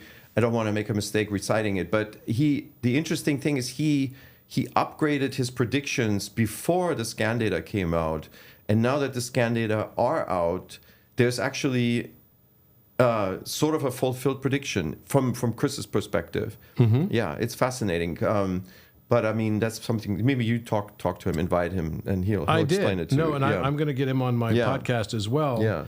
So this is interesting to me. There's different ways that you can explain architecture based on the design principle. And of course, there's people like Gary Osborne, for example. He thought that it's a mathematical constant. Or Alan, for example, your friend and colleague, right? So Alan thought that it has to do with encoding math constants. When I got into Egyptology, Robert, initially I thought it was astronomical periods. I thought the way that you can explain all of it, the main design was with the periods of Sirius, the disappearance period, and the sidereal period of the moon. So I thought if you combine those two periods as the side slope and the height, you can get a golden angle out of it. So that's how I came into the whole field with astronomy based. And of course I was biased because I had read the Orion correlation, Robert's book. So it's interesting. We have so many different ideas, and now that we have better means to, visualize the interior design, we might be able to sort it out. It's good times. Yeah, I'm going to send you some pictures, Jason, so that you can pull these up as well, because it's from that time. So this reminds me, you mentioned something about astronomy and planetarium, right? Like sort of an encoded planetarium in the King Chamber, right? Yeah. And so I'm going to ask you. I want to learn how that works.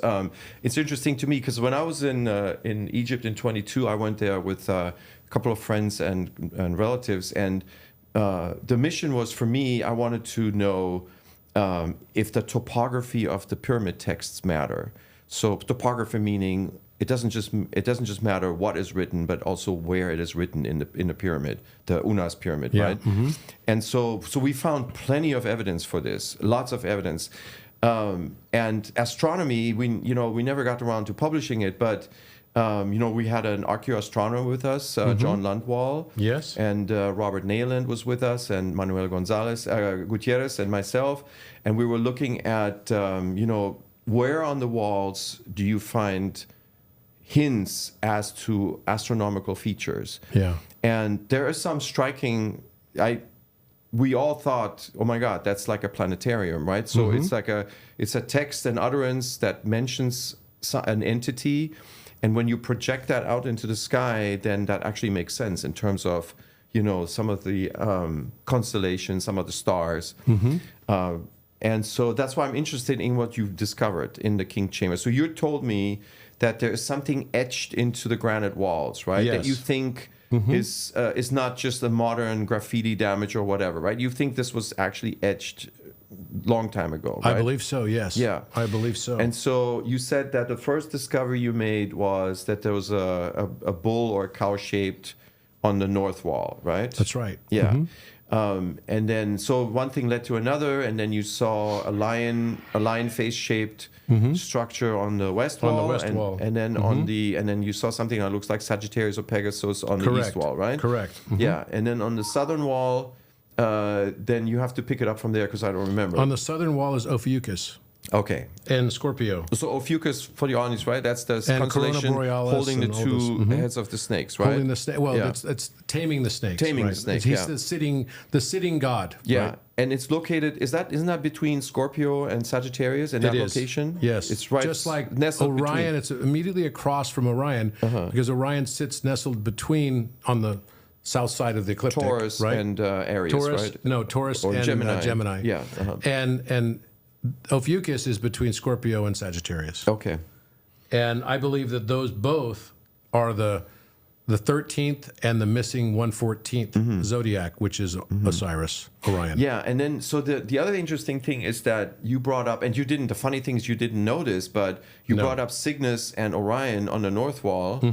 And immediately when I heard Cygnus and Orion, I thought about, the famous dispute between Robert Bauval and Andrew Collins, right? Because they had sort of competing theories about the Giza plateau design, right?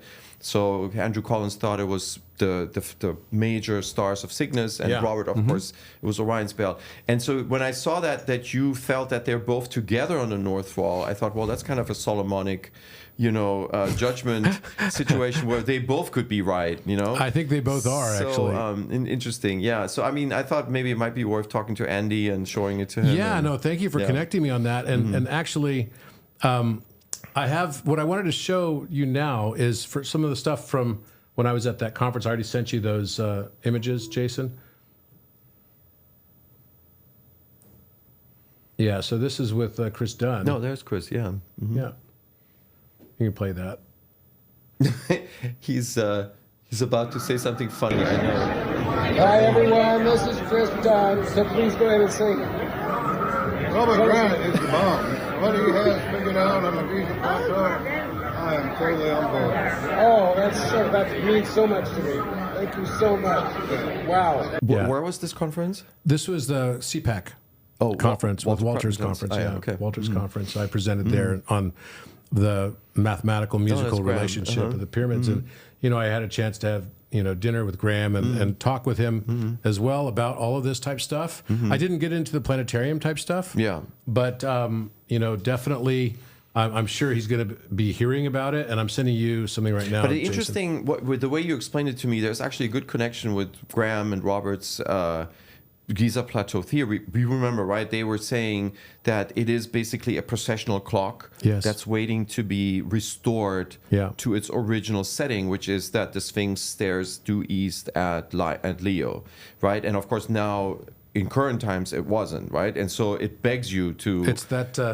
It's the riddle from Oedipus. It's the riddle from Oedipus, right? And so when you explained the King Chamber design to me with the astrological etchings, right? You kind of said something similar that it reminded me of that idea, because you said the way that this is configured now, it's basically asking you to rotate it. back, right? And you think, and you said that when you do that, then you're restoring a configuration that was in place a long time ago or in the futures. I don't know yet. I don't know. You don't know yet. Yeah.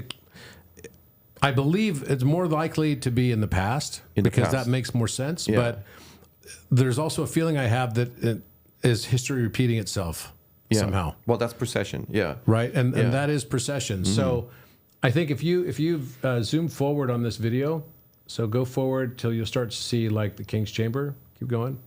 Keep going. Keep going. All right, so This is the new film coming, right? Yeah, so just play from, keep going a little bit further. There we go. So go ahead and play from there. Is enigmatic in and of itself. The perimeter of the room is exactly 31.4. This is what we did based on LiDAR scans. 6 meters. So You might recognize it's hard to that get number permission to film inside as the Great being Pyramid. pi It's not even times through 10. antiquities. Well, it's it's not hard group. for you. Well, It now also it's not has because a I can do length this. of 20 cubits. And thanks Each to cubit ASU, being Arizona State 1.718 University, for letting us use feet. their Right. system, And its width is 10 cubits. which is very amazing. expensive to to do. Quality 1 is incredible. ratio Yeah. of a rectangle. We'll also notice that there's only one piece of furniture Did you just beam in the into the entire King room. Chamber? Yeah, I did. I just From beamed where? out And of that King's one Chamber. piece From your home here? is I think I just beamed rose from granite wherever I was sarcophagus, meditating. From the manor house? Yeah. the composition of which is 55% rose quartz. It's basically a crystal box. So literally, this is like that is micron level accuracy on the 89.62 room, inches long. which Yes. is crazy, right? It's 38.5 like, wow. inches I get to wide. lay in the sarcophagus with my Apple Vision Pro in You my can also house. note that each of the blocks of the King's Chamber, of which they number 144, The color coding is interesting. are irregular. They just pulled out the They have colors different X, that Y, were and already Z there. axes. Just they were hidden by our It's quite a lack of mystery being able to see them. Just to but they're there. understand why That helped increase the builders contrast. would have taken I see. such effort and care to make each And the block lighting in the King's Chamber is so bad. irregular in all It's three so axes. bad with their little fluorescence. Then there's the mystery of the air shafts that don't really connect to the outside air. One of the air shafts sits next to the entrance by about 8 feet along the northern wall. The other is exactly opposite it on the southern wall. What is the purpose of these air shafts if they don't connect to the outer structure to bring fresh air into the King's Chamber? The floor to ceiling height is also enigmatic because it does not match a perfect cube representation. The floor to ceiling height is So we can fast forward a little bit more 11.18 until you see the cubits, bull show up. or 19 point. This brings no, back, just hit the. Yeah, this there you brings go. back a lot of memories with Alan. Gosh, Okay. we were just tossing and turning this. Oh, when you first went there, I Yeah, remember. Okay, yeah. so go back the first time you see that reference to the bull. Okay, go ahead and play there. There you go. Along the north wall of the King's Chamber is the Apis bull, which is exactly a reference to the Alpha or Aleph, as it's referred to. And pause it for a which second. means bull. Do you remember the first time I told you about finding the Alpha Omega? And then I told you we found a bull on the wall as well. This was like back in 2020. Yes. And you said, wait, that actually kind of makes sense because Alpha is definitely associated with Osiris and the Apis bull. Right. And that's right. And you see over the entry, you see that? There is actually, I have seen a cattle horn. It's like etching into that big architrave stone. You see it? Can you see it? Oh my gosh, It's I'm right over seeing the entry. something. I'm seeing something I've never seen before. Yeah, I have actually a picture of this. Oh my goodness. Not an enhanced picture. I have a regular picture where you can see this. And I'm not the one who first actually noticed that. Some other people have noticed that, and then I just had a picture of it. Wow, I'm seeing a baboon. Oh, I've never seen before. that's Thoth. It's right here. Here's the eyes. Here's the other eye. His mouth is wide open. It's a baboon. And you know what? In the exact same spot inside the Last Supper painting is a baboon. In the exact same spot. So this is another brand new discovery, Brand new discovery on the go. On the go. This is what happens when you walk into Robert Grant's podcast studio. In my lair. You start making discoveries. Exactly. Yeah, no, I mean, the Khafre thing is pretty epic, though. That is the pretty timing. epic. Yeah. That's pretty epic. Yeah, and we in real time deciphered mirrored Italian. And then it says Egyptato at the top. And I'm like, I never even, I mean, come on, this is ridiculous. That is ridiculous. So keep playing that for a second and we'll see. The reference to the Apis bull, or Great Bull of the West, is something that is very prominent throughout Egyptian history and mythology. So I have The you to Great thank for Bull of this the West because and you were the Bull one Mountain that kind of pushed me in are this direction. referencing I help where I the can. Where I house can help. of Osiris. We know Osiris also as the Orion constellation. And as we look at this bull, So you can see the cow. we can recognize Horns of the cow right here. that the bull has a diamond-shaped figure over its heart, and another that seems to be inverted. Looks like beneath an it. hourglass, doesn't it? That's your The symbol. bull Yep. also has characteristics where we can see its horns, and it seems to take on a look that's similar to Now some these of the walls cave are paintings scrubbed that are habitually found in every week France. with harsh chemicals. that Yeah. date all the way back It's too bad. to many tens Well, of they have to thousands get rid of of the years. graffiti, right? Well, We'll yeah. also notice that around Except it the leaves a bull white chemical is on a the larger walls. cow, possibly a reference to the Hathor, the mother of the Apis bull. In the mythology, the Apis bull has to sacrifice himself to subsume and be subsumed back into the mother Hathor by and through the death So of when we his first discovered egoic this, experience and mind. As we look around the room, We didn't know. We also notice that you know, on the that west wall, all of the king's astrological chamber, symbols would be there. we see the face of a lion. So the And You could see also what gives on you the south okay? wall, Let me ask you something. immediately What gives you across confidence from where that we this is find a the Apis real bull effect and the is Hathor. because it makes sense We can also astronomically see exactly speaking, the right? positions, yeah. Yeah, that's what gives As you well as a confidence snake that you're not just a seeing man. something that's not This there, man right? That this is representation actually we find intentionally etched, right? is Yes. actually Yeah. a representation. Why do you think this has never been etched discovered? into the stone of what is Because often nobody referred to as had the your 13th you Zodiac were sign primed to see this, of right? 'Cause you- I think to a certain extent, if you stop it for a Ophiuchus, second, a scorpion, Jason, or maybe you could turn the even sound Thoth. down, just like turn the sound off. As we look, There we go. I think that what is, I mean, I guess the best way I could describe this is that you have to have a certain kind of awareness that's going to be related to geometry.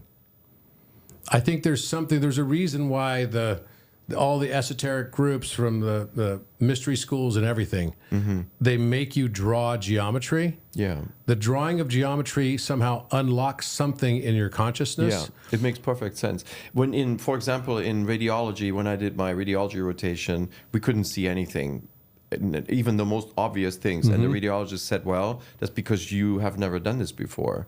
But once you know the patterns, you've learned the patterns, then it's so easy for you to recognize things, right? Yes. So that's probably what's going on here. Like you have a knowledge of geometry, of astronomy, constellations, right? What's interesting to me is that these are sort of modern renditions of astronomical Yeah, constellations, they don't look right? like hieroglyphics, They right? and they don't look like the actual shape of the constellations. This looks like a Stylized. a stylized, an interpretation. Like, for example, the eagle. Is that Aquila or is Aquila. that Yeah, it's Aquila? Aquila. Yeah. No. And then what is that gentleman there with the? With the snakes, That's Ophiuchus. That's Ophiuchus. Yeah. Right. And that's how we also knew, if you pause it for a second. So this is where I was with Robert Comber, who was introduced to me by Alan. And Robert is an expert on astrology and also on astronomy and all the mythos that goes along with it, right? Because that's what all of our mythology comes from, is from the astronomy. And so what he said to me, he's like, so what do you see on this wall? And this is before we had all the drawings and stuff. And I said, I see an eagle, I see a woman riding a horse, and I see a bow and arrow, and you can see the arrowhead very clearly. And he said, oh, okay, so there must be next to the eagle then, that would be the exact position of Piscis austrinus. There should be two fish. Next to the wing, so what we are perceiving as the left side of the eagle, right, above it should be a fish shape. And so when we looked at the image, right, you can see it right here. It's literally a Vesca shape, and there's another fish right here next to it. There's two fish. This is the front of the fish. There's the eye of the fish. It goes like this. Can you see that? It's in the wall. And so when I said, that's where I think the fish is, and then we figured out that it was, and then we started doing that with all of them. So he wasn't privy to this, right? No, he didn't, and I wasn't. I didn't know. When he said to me, he said, "Wait, you just described Delphinus riding Pegasus, shooting the Aquila at the Sagitta. I mean, the Sagitta at the at the Aquila. The Sagitta is the arrow at the Aquila." And he said, "You realize those are all Deacon that are adjacent to Capricorn within the Capricorn constellations, Capricorn and Aquarius." Okay. Then they're all exactly next to each other, and that's just too much coincidence. So your interpretation is that this is the east wall, right? Correct This me is if the I'm east wrong. wall. Yeah, and the King Chamber east wall. Okay, so Correct. you're saying that this is Capricorn in the equinoctial position, right? Yes. Due east. Okay. And then up there, that's Aquila. That's Aquila, and then to the upper left is a fish. Fish. Okay. Right, and then there's some faces on the wall, which is Aquarius as well. So go ahead and hit play again. And so you'll see all of this start to populate out as you go around.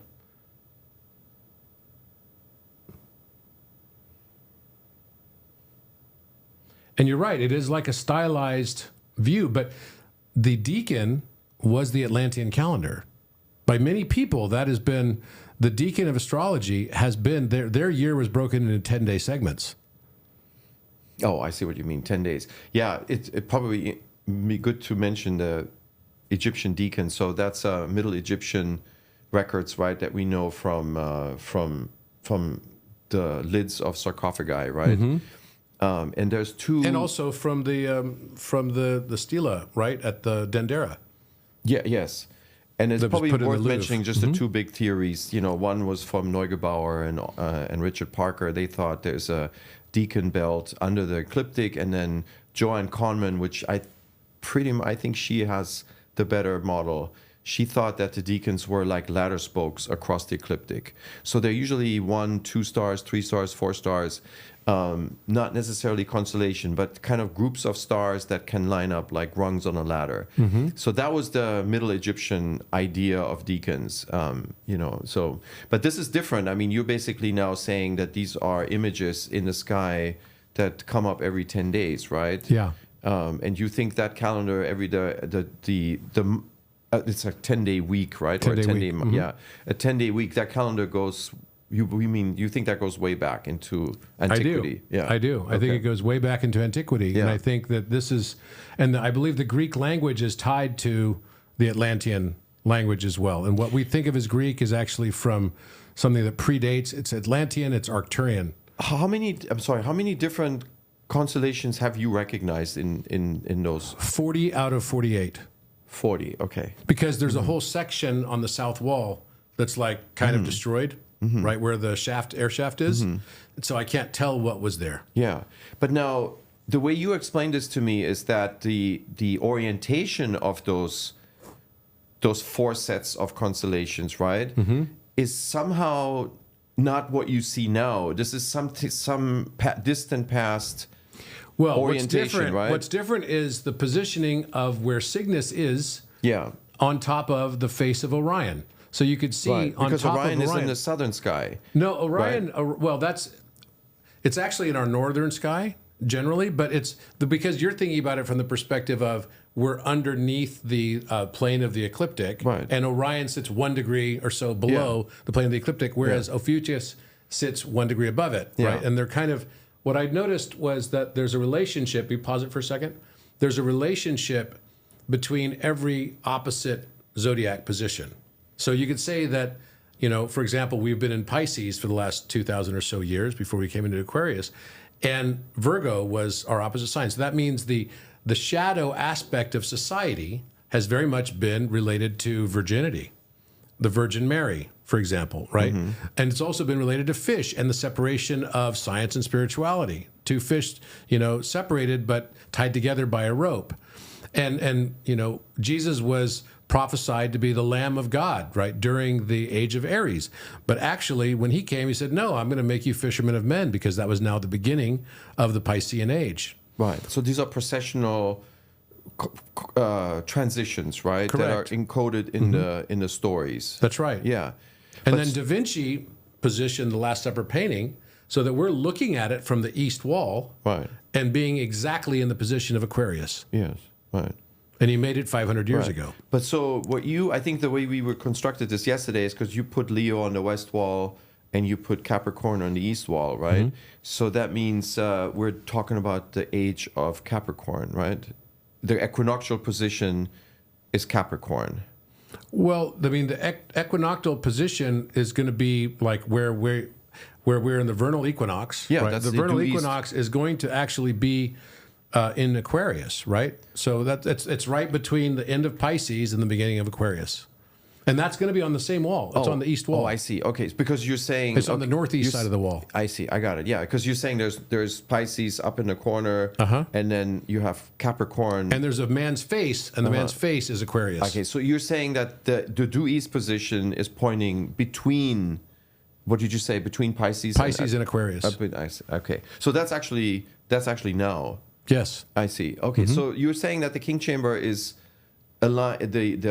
the astronomical etchings in the king chamber are oriented in such a way that it actually reconstructs the age that we're in, Yeah. right? The current age. The age that we're in, looking Or- at it from or- the eastern wall. Or something that was that happened 26,000 years ago. Yes. Right? So that's the cycle. Possibly. Unless Walter Cruttenden's theory is correct and precession actually has a I breathing. believe it contracts, like Sri Yukteswar says. Yeah. It's the 24,000 year cycle because Yeah, there's different theories, right? That precession can actually vary the cycle. it's because of mass time dilation, right? Mass time dilation, as we get closer to, I believe it's Sirius A and B, right? Then our gravitational pull increases and time speeds up. So Yeah. the amount of time that it actually takes, everyone's still experiencing 13,000 years on that half. Right. But it's only taking the time of 11,000 years to actually traverse it, right? Yeah. Time speeds up when you're having fun, I guess. Yeah. But the other thing is the room itself is related to astronomy, because the positions of the four North Stars, if you just go ahead and our current North Star is Polaris, but it was Thuban 6,000 years ago. This is the 2-to-1 architecture, That's right. Yeah. And then it was Vega, and then it was Deneb before that. So the exact shape of the King's Chamber are those four star positions. Right. So it's telling us, I believe it's a clock. It's a precessional clock. Right. And when you enter the room, you're entering from Aries. And Aries is the beginning of the clock. It's the beginning of the cycle. It'd be like 12 o'clock. And that's why Taurus, you can pause it again, Taurus is alpha, and alpha means number one. So it would be like the 1 o'clock position. Yes. The 2 o'clock position is Gemini, which is the shape of Roman numeral 2. 2, Right? Right, and so in you could Cancer- say that Omega, right, is Aries, because the shape of Omega is the same as the ram's head, and that's the 12 o'clock position, so 12:01. So we just went into this week, we went into the Mayan calendar, we just came out of the Kali Yuga, right? And we're now into fully the new Treta, right? So it's going to be like the Silver Age. I see. We're entering. Are we on the upside or the downside? We're on the upside. Upside. We're on the upside. So after silver comes gold. I see. Okay. So we're on the good side of the cycle now, where consciousness will raise, and it's less about conquering. It's a lot more about egalitarianism. It's a lot more about choosing love over judgment. It's this type of shift that's happening with humanity right now. We're just changing the backdrop, and it's of course happening very slowly. But to us, it still seems radically fast. All the change that's happening in the world right now. So this part here that we're looking at, that was really interesting to me because you felt like there is a marker on the floor, on that floor plate, that's telling you that the sarcophagus was in a different position, right? Yes. So so first of all, we know that the sarcophagus was moved. That's pretty well known in Egyptology. Where it was before, we don't necessarily know. But what I posited here is that there is a pretty dramatic chip mark that's clearly been contrived, right? It was done by somebody, and you could see it between these blocks, right, on this right side of the sarcophagus right here up at the corner. I believe they used an instrument to lever it up somehow, and they had to get underneath it, and so that's why they chipped it out. Right.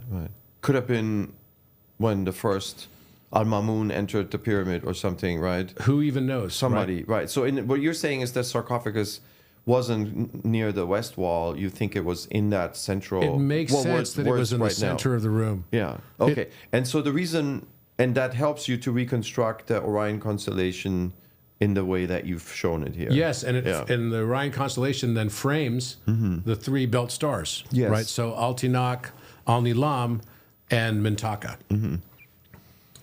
So what I believe that this is telling us a story about humanity and going through the precession of equinox. That is actually, if I'm not mistaken, where's north? No, this is south. That's actually the way that they are oriented. We're in the king chamber, and that's the south wall. And so Khafre Pyramid, Menkora Pyramid, they are actually oriented in that way. Yeah. Yeah? That's right. Yeah. Exactly. Just thought I'd add that. So to me, this is like another thing. It's like, wait a minute. It's exactly formed. And the geometry that, you saw the thing that Alan and I did on... called the Holy Grail of Geometries on YouTube, and we showed how we use Metatron's cube to be able to do all of the geometry on Giza Plateau, right? And that was also the musical keys, right? The Metatron's musical keys. Now, it was interesting because I presented a lot of this stuff a few days ago. I was in Arizona with J.J. Hurtak, who wrote The Keys of Enoch. Right. And he actually said something to me. He said, wow. And this was the first time I really had a chance to really talk with him at length. I showed him a lot of this stuff. He's the godfather of esoteric Egyptology. Yeah, he's the godfather of esoteric Egyptology. And he said to me, he said, Robert, I have to say, he goes, you know more about the codes than anyone else I've ever met. Well, that's a big compliment coming from him. It really was. And I took it exactly that because, I mean, he is the godfather of esoteric Egyptology. But to me, this is what the story is, that we are representing Orion. Orion is going through his cycle. He's a work in progress, right? He was a conqueror. He was a womanizer. He was a boastful person. He was all these things. And what we're doing now is we are reflecting the stages of Orion's own progression. Well, now you have an explanation why there's an arrow and bow on the east wall, because Orion is sometimes shown as an archer. As always with the archer, exactly. Yeah. And the other thing I wanted to ask you is here in the southwest corner, is there anything that has to do with a leg or a knee? In that southwest corner? In the southwest corner would be up there, actually. So northwest corner. Yeah. In the northwest corner. Yeah. There's an elephant there. There's a tree. It's like a tree of life. Okay. So it's right next to where the current placement of the sarcophagus is. A tree of life? A tree of life, and there are 2 dragons biting into the tree. And those 2 dragons form the backbone of the DNA that's going around the room. Now, so there's I'm going to insert something that comes from the Edfu texts and from the Philae Temple. So that's in Gemini, by the way, and that's exactly where you'd expect Gemini to have a tree, because that is definitely associated. The Beltran tree and all that stuff that we have, in May, right? That is all associated directly with the period of Gemini. Okay. The Christmas tree comes from that word. too. The Egyptian hieroglyphic word for that star, I believe, is Uart, which means leg, knee, right? It's the bend of the knee. And Uart also means district, and it refers to the area, the flooded area where Osiris was drowned, the dead body of Osiris, Uart. So it has sort of an ominous association with it, right? And at the Philae Temple, the legend is that is the location of the leg of Osiris. And then later it became the legs of Osiris. Because there is actually a relief. If you walk up in the Philae Temple, you go up to the...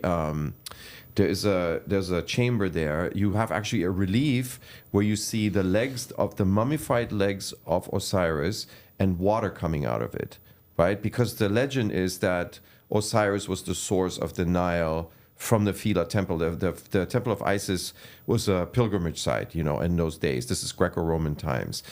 So that's why I'm asking. In the Edfu text, that's why almost I'm interested in this, because the creation story begins with a reference to this Uart, this flooded district. And the way that the overall arc of the creation story goes is that is actually a resurrection story where the original creation is the island of fire, the Hermopolitan creation, right? With the lake, with the lotus flower releasing the sun, right? And then that island, there's trouble, there's a battle, it's flooded, it's destroyed. And then from those flooded remains, the creator, Ptah, recreates the world. Right. Interesting. And so, of course, this is all originally that story was told by Eve Raymond, an Egyptologist who published that in the late 60s. And then, as you probably know, Graham Hancock picked up on that. And then he saw in that, he felt reminded of the Atlantis story.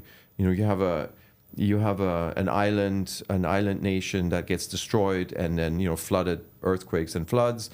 And then Graham sees that as the survivors of that place, as the founders, civilization founders of the next cycle of civilization, right? Yeah, and so I know all of these things are coming up, me looking at that one dot, okay, I know.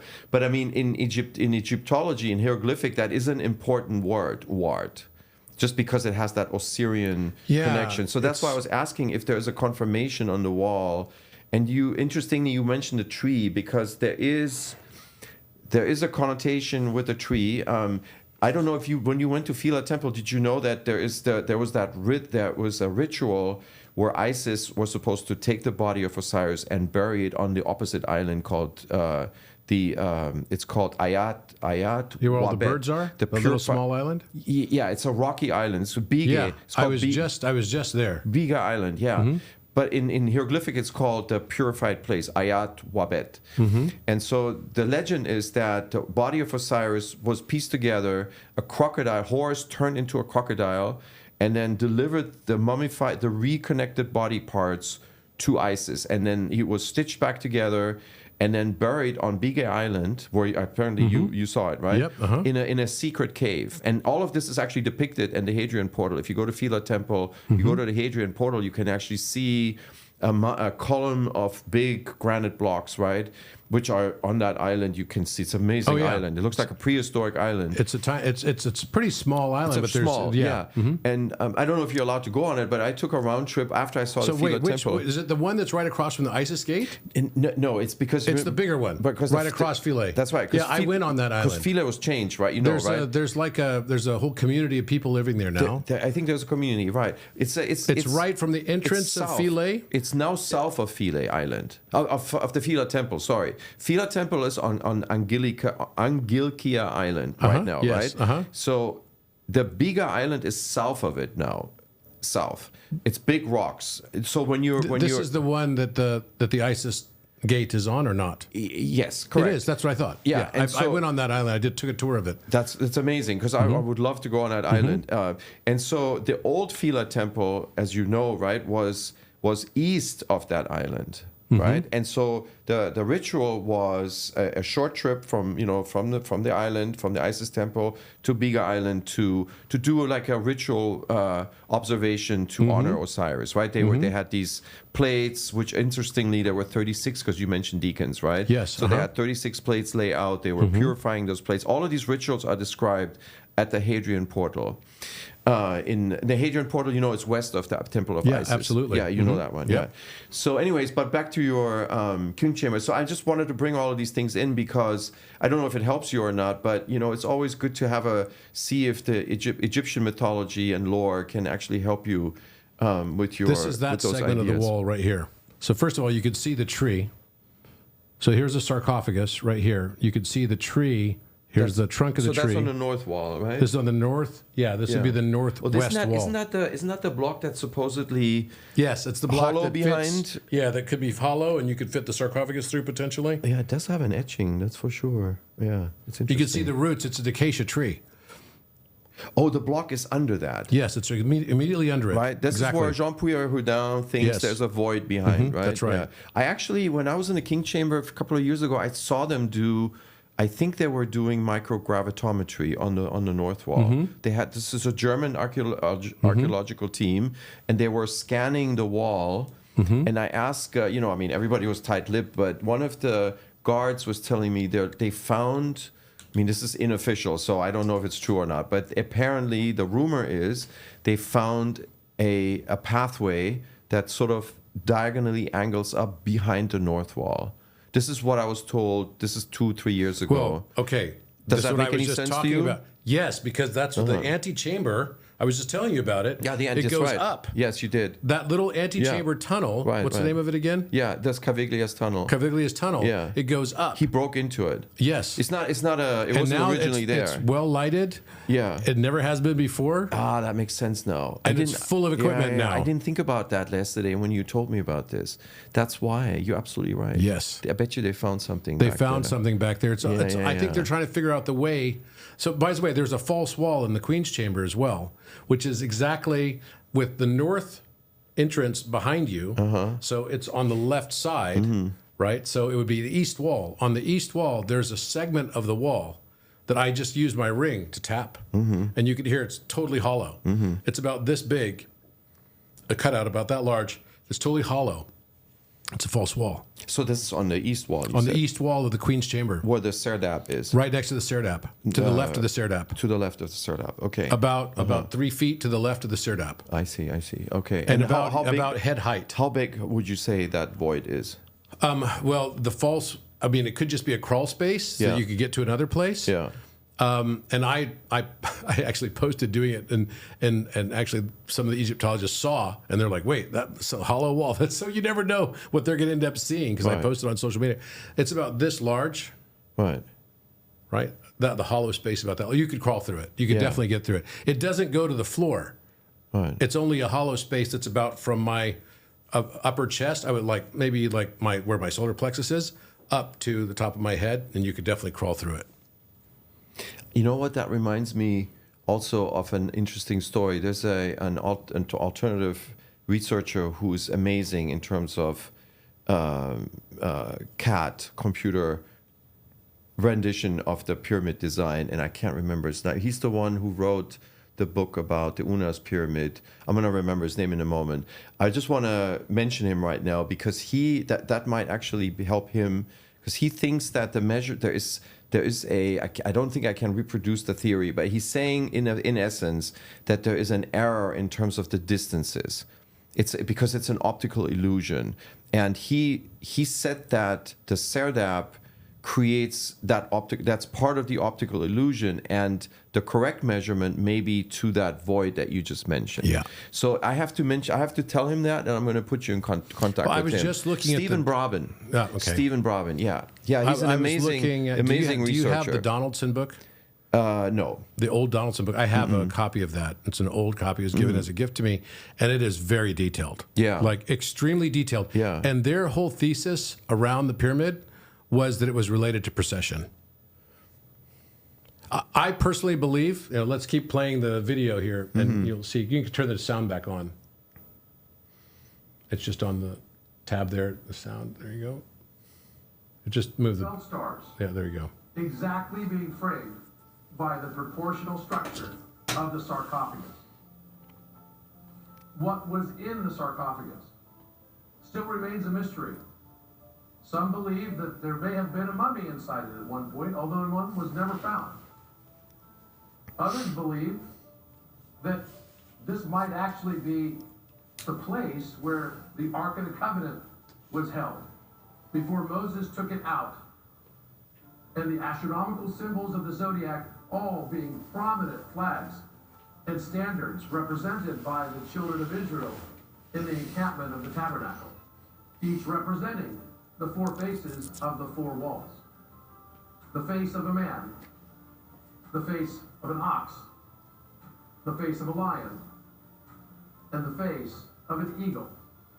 These are the four faces represented in the book of Ezekiel for the children of Israel in their encampment. Are the air shafts, one being exactly at the position of Aries, and the other air shaft being immediately across from it on the south wall in the position of Sagittarius? The beginning of the Zodiac happens in Aries. Is this telling us that this is the beginning of the clock? This zodiacal representation along all of these walls is possibly pointing us to another purpose of the Great Pyramid, and in particular, what the King's Chamber might have actually been used for. Many people that have spent time in this chamber have left it irrevocably changed. We know this with Julius Caesar and the likes of Alexander the Great, as well as Napoleon himself. What caused them to go through this irrevocable change and shift, where they no longer wanted to conquer anymore? And in the case of Napoleon, he turned into a mathematician who wanted to spend the rest of his days in his scientific pursuits. Is the King's Chamber telling us something more? That if the sarcophagus is in the right position, at its center point, covering the 3 belt stars, and we look around the room with each block having a different X, Y, Z axis, and each having a different constellation associated and tied to it, the 144 blocks tying together to the 48 constellations, we have to ask ourselves the question, is the King's Chamber a stargate? So the thesis that I have on this is that the block sizes are all irregular. Is it a coordinate system? So I actually believe that I see the Great Pyramid as a spiritual ascension stargate. Did it make energy? Yes, it would have made energy. And when I was in the pyramid, I told you about this yesterday, we had this kind of ceremony to turn on the stargate. And when the moment I finished and said this stargate is now open, all the power on Giza Plateau went out. Like literally down. And it was down for about 20 minutes. And we were all in the form of, there were 6 of us in the room, and we were taking the exact form of the Orion constellation on the floor. I believe that the pyramid is a stargate. Now, what's interesting about this is that kind of what, I'm not sure if it was Malanga or Biondi, they were talking about something with time. He was trying to make an interpretation on some of the documents that went out, approved leaks of the documents going out. And he was trying to say something about something like time machine or something along those lines. I actually believe that it is a time-space portal. That's what I truly believe. And I believe it's also there to wake us up to this stage of, life and ascension, and that it has to generate a huge amount of scalar wave energy in order to do that. And I think the reason why the power went out when this happened was because it was like a wave cancellation, right? That there was a thing that happened, which you can basically use like noise canceling. It's like the same thing as noise canceling. It's constructive interference of waves. I have some good news for you. What's that? About portals to the sky. In the pyramid texts on the south wall, antechamber, right? So you're walking into the Unas pyramid, you're staring at the south wall. If you now look in the upper left corner, exactly up and look for the word that's there, it says portal.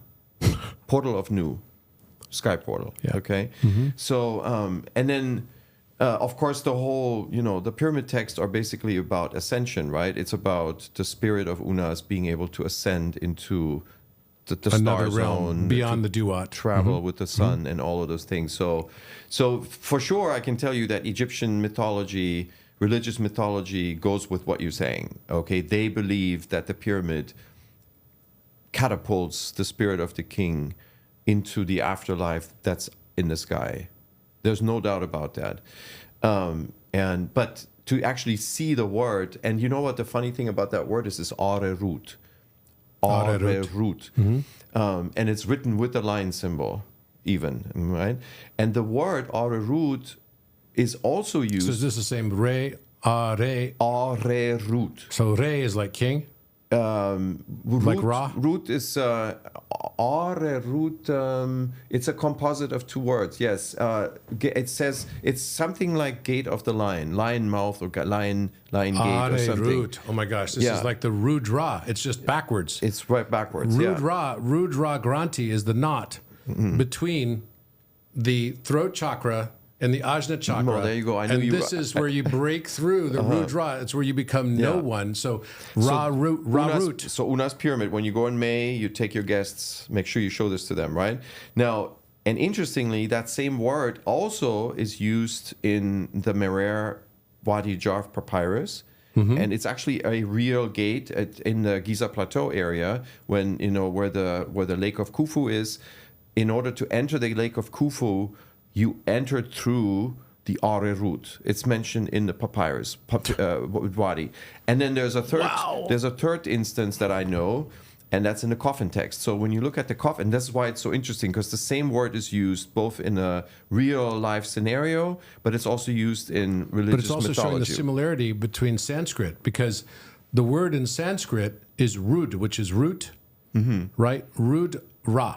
Yeah. Ra is the sun god Ra. Yeah. And it can mean the angry god, like Shiva. Right. Right? It's like the Kali form. Yes. It's when Rama, in the Ramayana story, becomes Rudra. Right. And he has to resolve his unresolved anger before he can cross the threshold into a galactic. So you're saying it's a gate, basically. It's a gateway. Yeah. It's a And Granti, which is a knot. And root, of course, and Mohammed Ibrahim is an expert on this because he studies that a lot.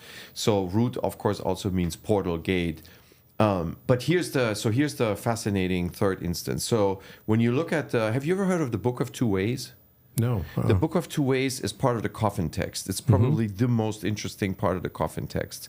And so the Book of Two Ways was painted onto the floorboards of only a special set of sarcophagi from the Middle Kingdom.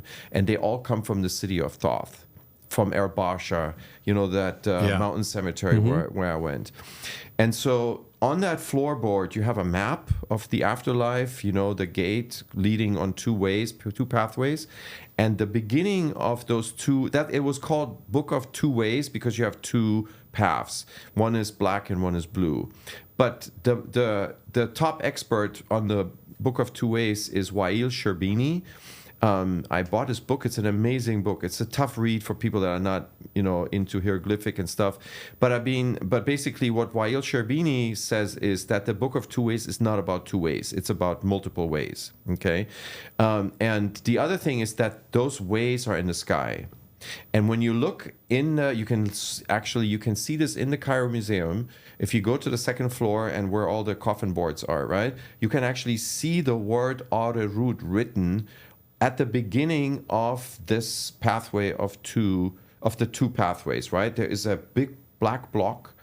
And I remember it's called the fire gate, the gate of fire or something like that. And that's the Ra root. There you go. I knew you were going to recognize this, right? And right in front of it, you see the hieroglyphic caption that actually writes that name. So next time when we meet in Cairo, we just passed through it. In fact, I will show it to you. Yeah. The equinox 3 days ago. Yeah. Was the day of Re-Root. There you go. So that's a nice correlation between what you're telling me and what I know from the pyramid texts and from the coffin texts and from the Egyptians of the Old Kingdom actually used that word for a physical gate that went into Giza. And of course, as you know, Giza is the gateway to the afterlife, right? It's not really the city of the dead, it's the city of the come back to life again, right? And so the interesting thing is that they called the gate to that whole area, Khufu's lake, Khufu's Valley Temple, his palace, and all of those places. All of that was entered through the Root. So this is significant, I think. Wow. Yeah. Wow. The Root, I can't even believe this. Yeah. Literally, that has been in my consciousness nonstop for the last 2 weeks now. Yeah. The Root, or in Sanskrit, it's just backwards. It's Ra root. And it's Rud Ra. And when did we decide to do this today? How many days ago? Just yesterday. Yesterday, right? Yeah. So you have prophetic powers, Robert.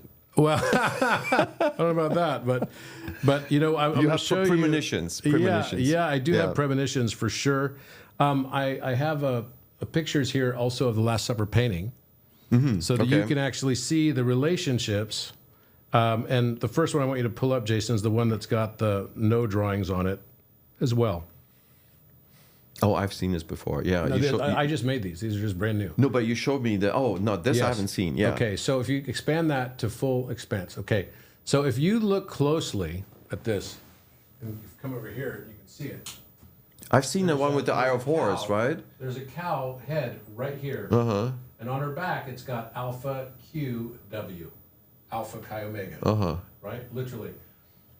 And this is, if you overlay the King's Chamber into this becomes the sarcophagus. Exactly, and this is the Alpha, and on her shirt, on her clothing, Mary Magdalene, is the Omega, but it's also Libra. So are we looking out east? We're looking at the west. So here's the Eye of Ra. We're looking. Spot. We are looking towards the west. So this would be the entrance in the King's Chamber right here. Oh, okay. So you walk in, you're looking towards the west because everything in Egypt is towards the west. Okay. Because that's, you don't die, you west. Westing, yeah. It's westing, right? So you can see here the face of a king. Right here, his nose and his eyes, right? It's all encrypted into this.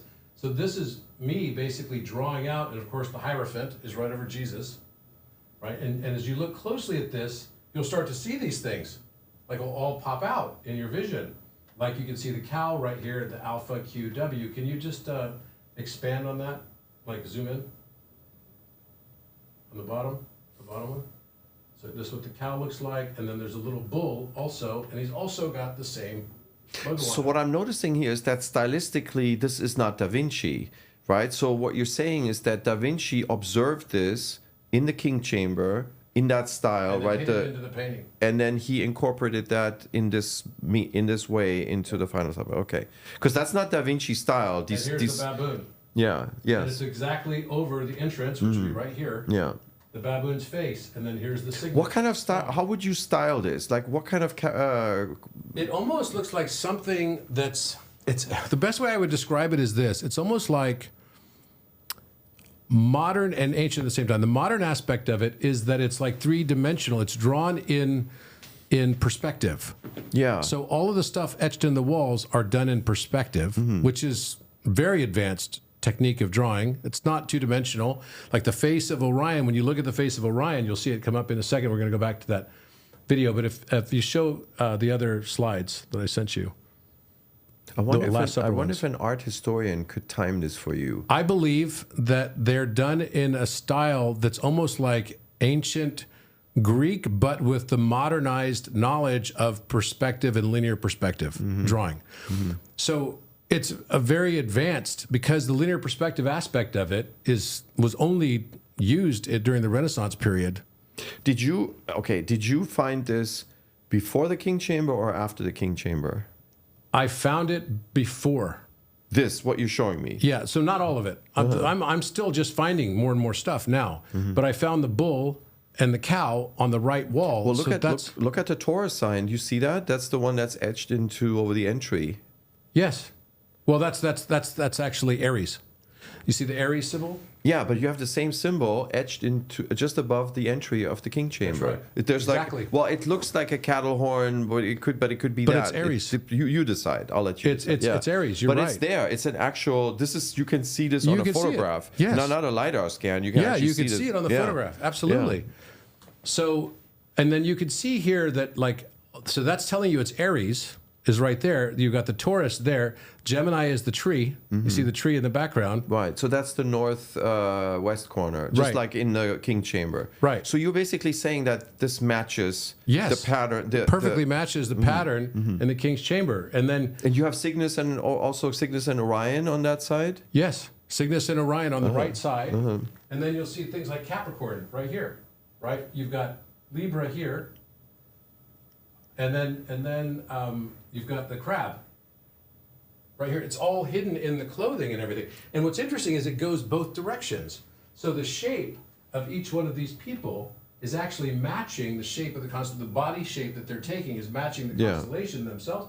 But then in the same spot, the opposite constellation is also showing up. Like this is both Taurus, and this would be, if this is Aries, right on this side, then this is Taurus here, but you could also take it from the opposite side so that they all work going backwards at the body shapes as well. So it's telling us that time somehow goes both directions. Mm-hmm. And like an inversion. And I believe it's a projective plane. That time is a projective plane. I actually wrote a paper on this, on what time might actually be. It's not a Mobius strip. It's like a more advanced, higher dimensional form of a Mobius strip. It's called a projective plane. And guess what shape it makes? It makes exactly the shape of a Templar cross, but in higher dimension. And that was a mind trip for me because I was like, wait a minute, projective plane. This is what I love about ChatGPT is I can basically model all this stuff so well. Right, it's like this. I'll send this one to you too, Jason, so we can put it up for everyone. If you look at it from the top, it's literally a Templar cross. Interesting. So this is, but time is still the fourth dimension, right? It's the fourth, and the fifth dimension is the knowledge that time goes backwards as much as it goes forwards. What you're saying is that the fourth dimension, the time dimension, is curved like this on itself. All higher dimensions are around us, but we are limited in only being able to perceive the fourth dimension unless you can move into higher dimension, and those that do are able to. But so based on that, what you're showing me, there are time loops. Yes. Yeah. Time loops. Mm-hmm. That's what I believe. Mm-hmm.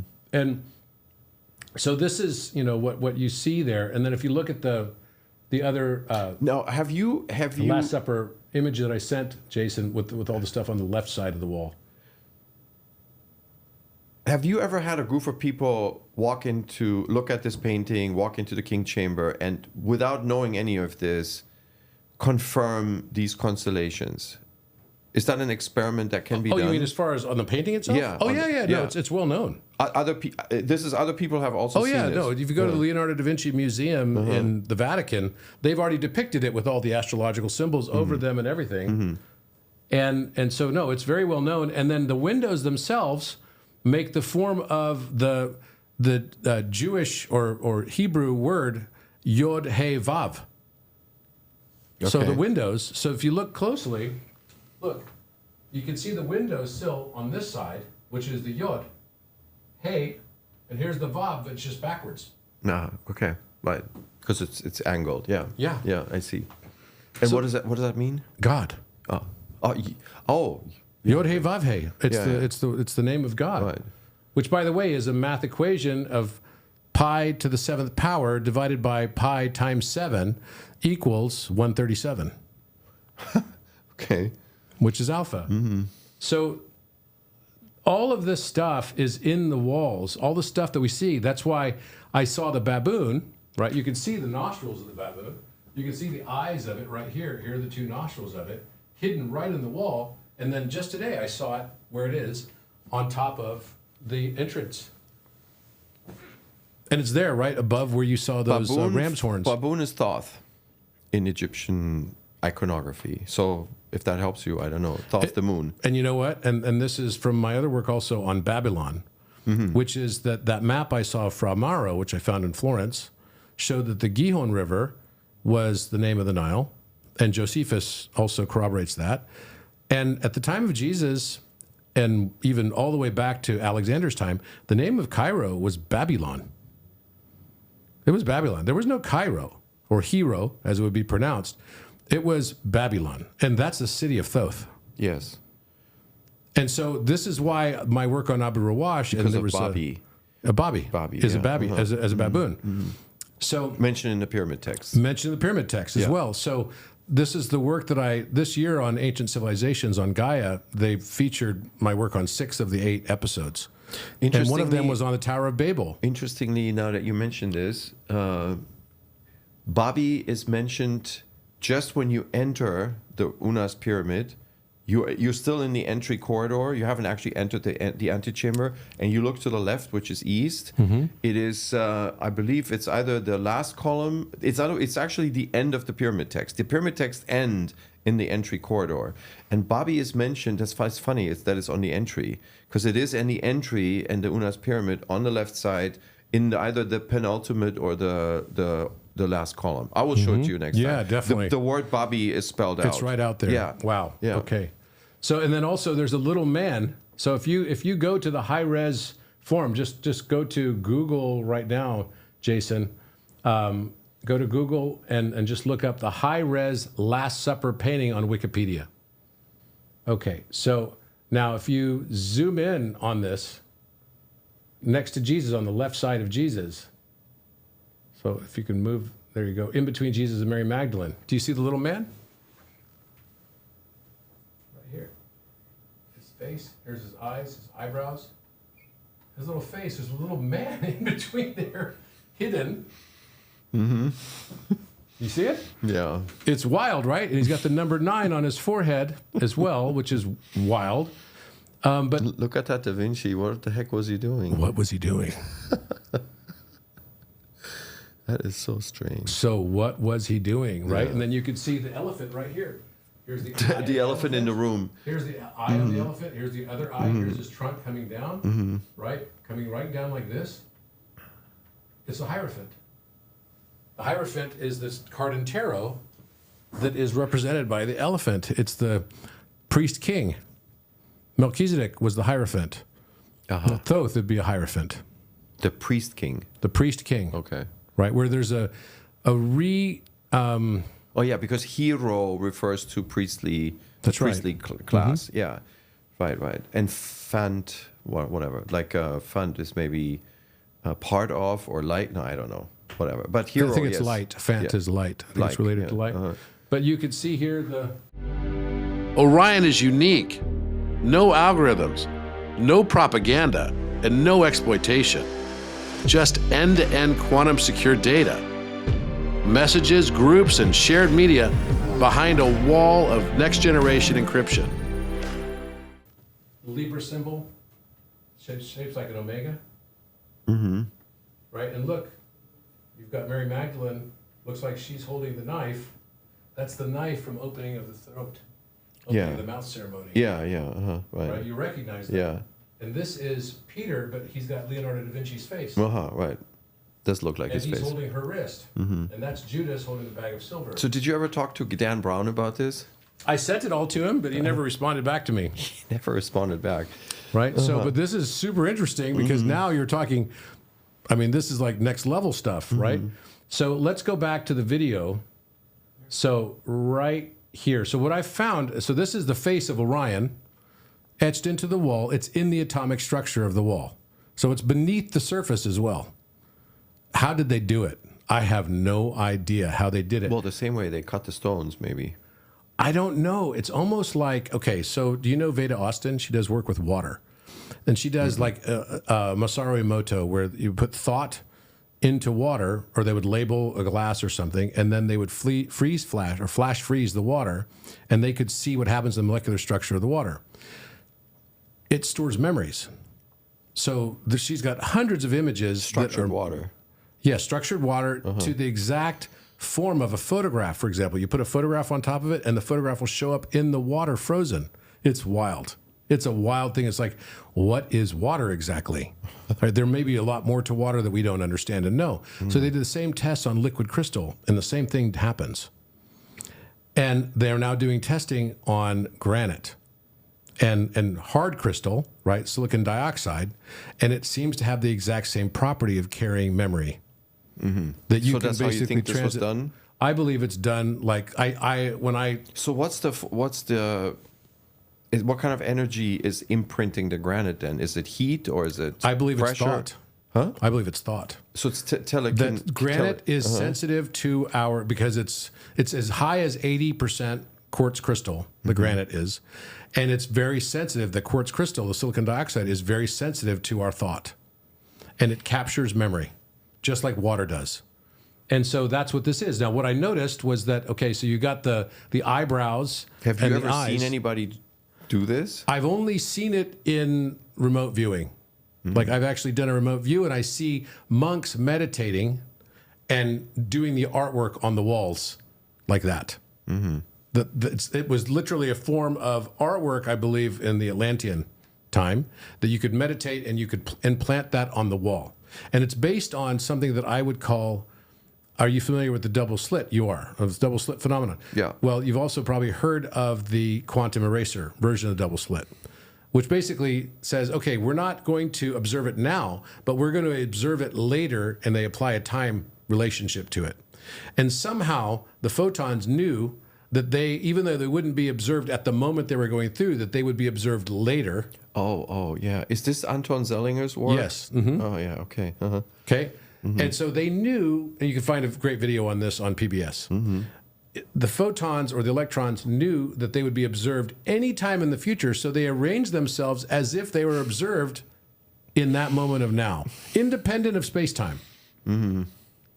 Right? Mm-hmm. So I believe that this process of doing this is something that we can actually undertake in the future. By observing something in the future, you can create it in the past. We have a merging of esoteric quantum physics and esoteric Egyptology. Yes. Well, that was interesting. So I learned a lot today, Robert. Yeah. Go ahead and play this with the volume up.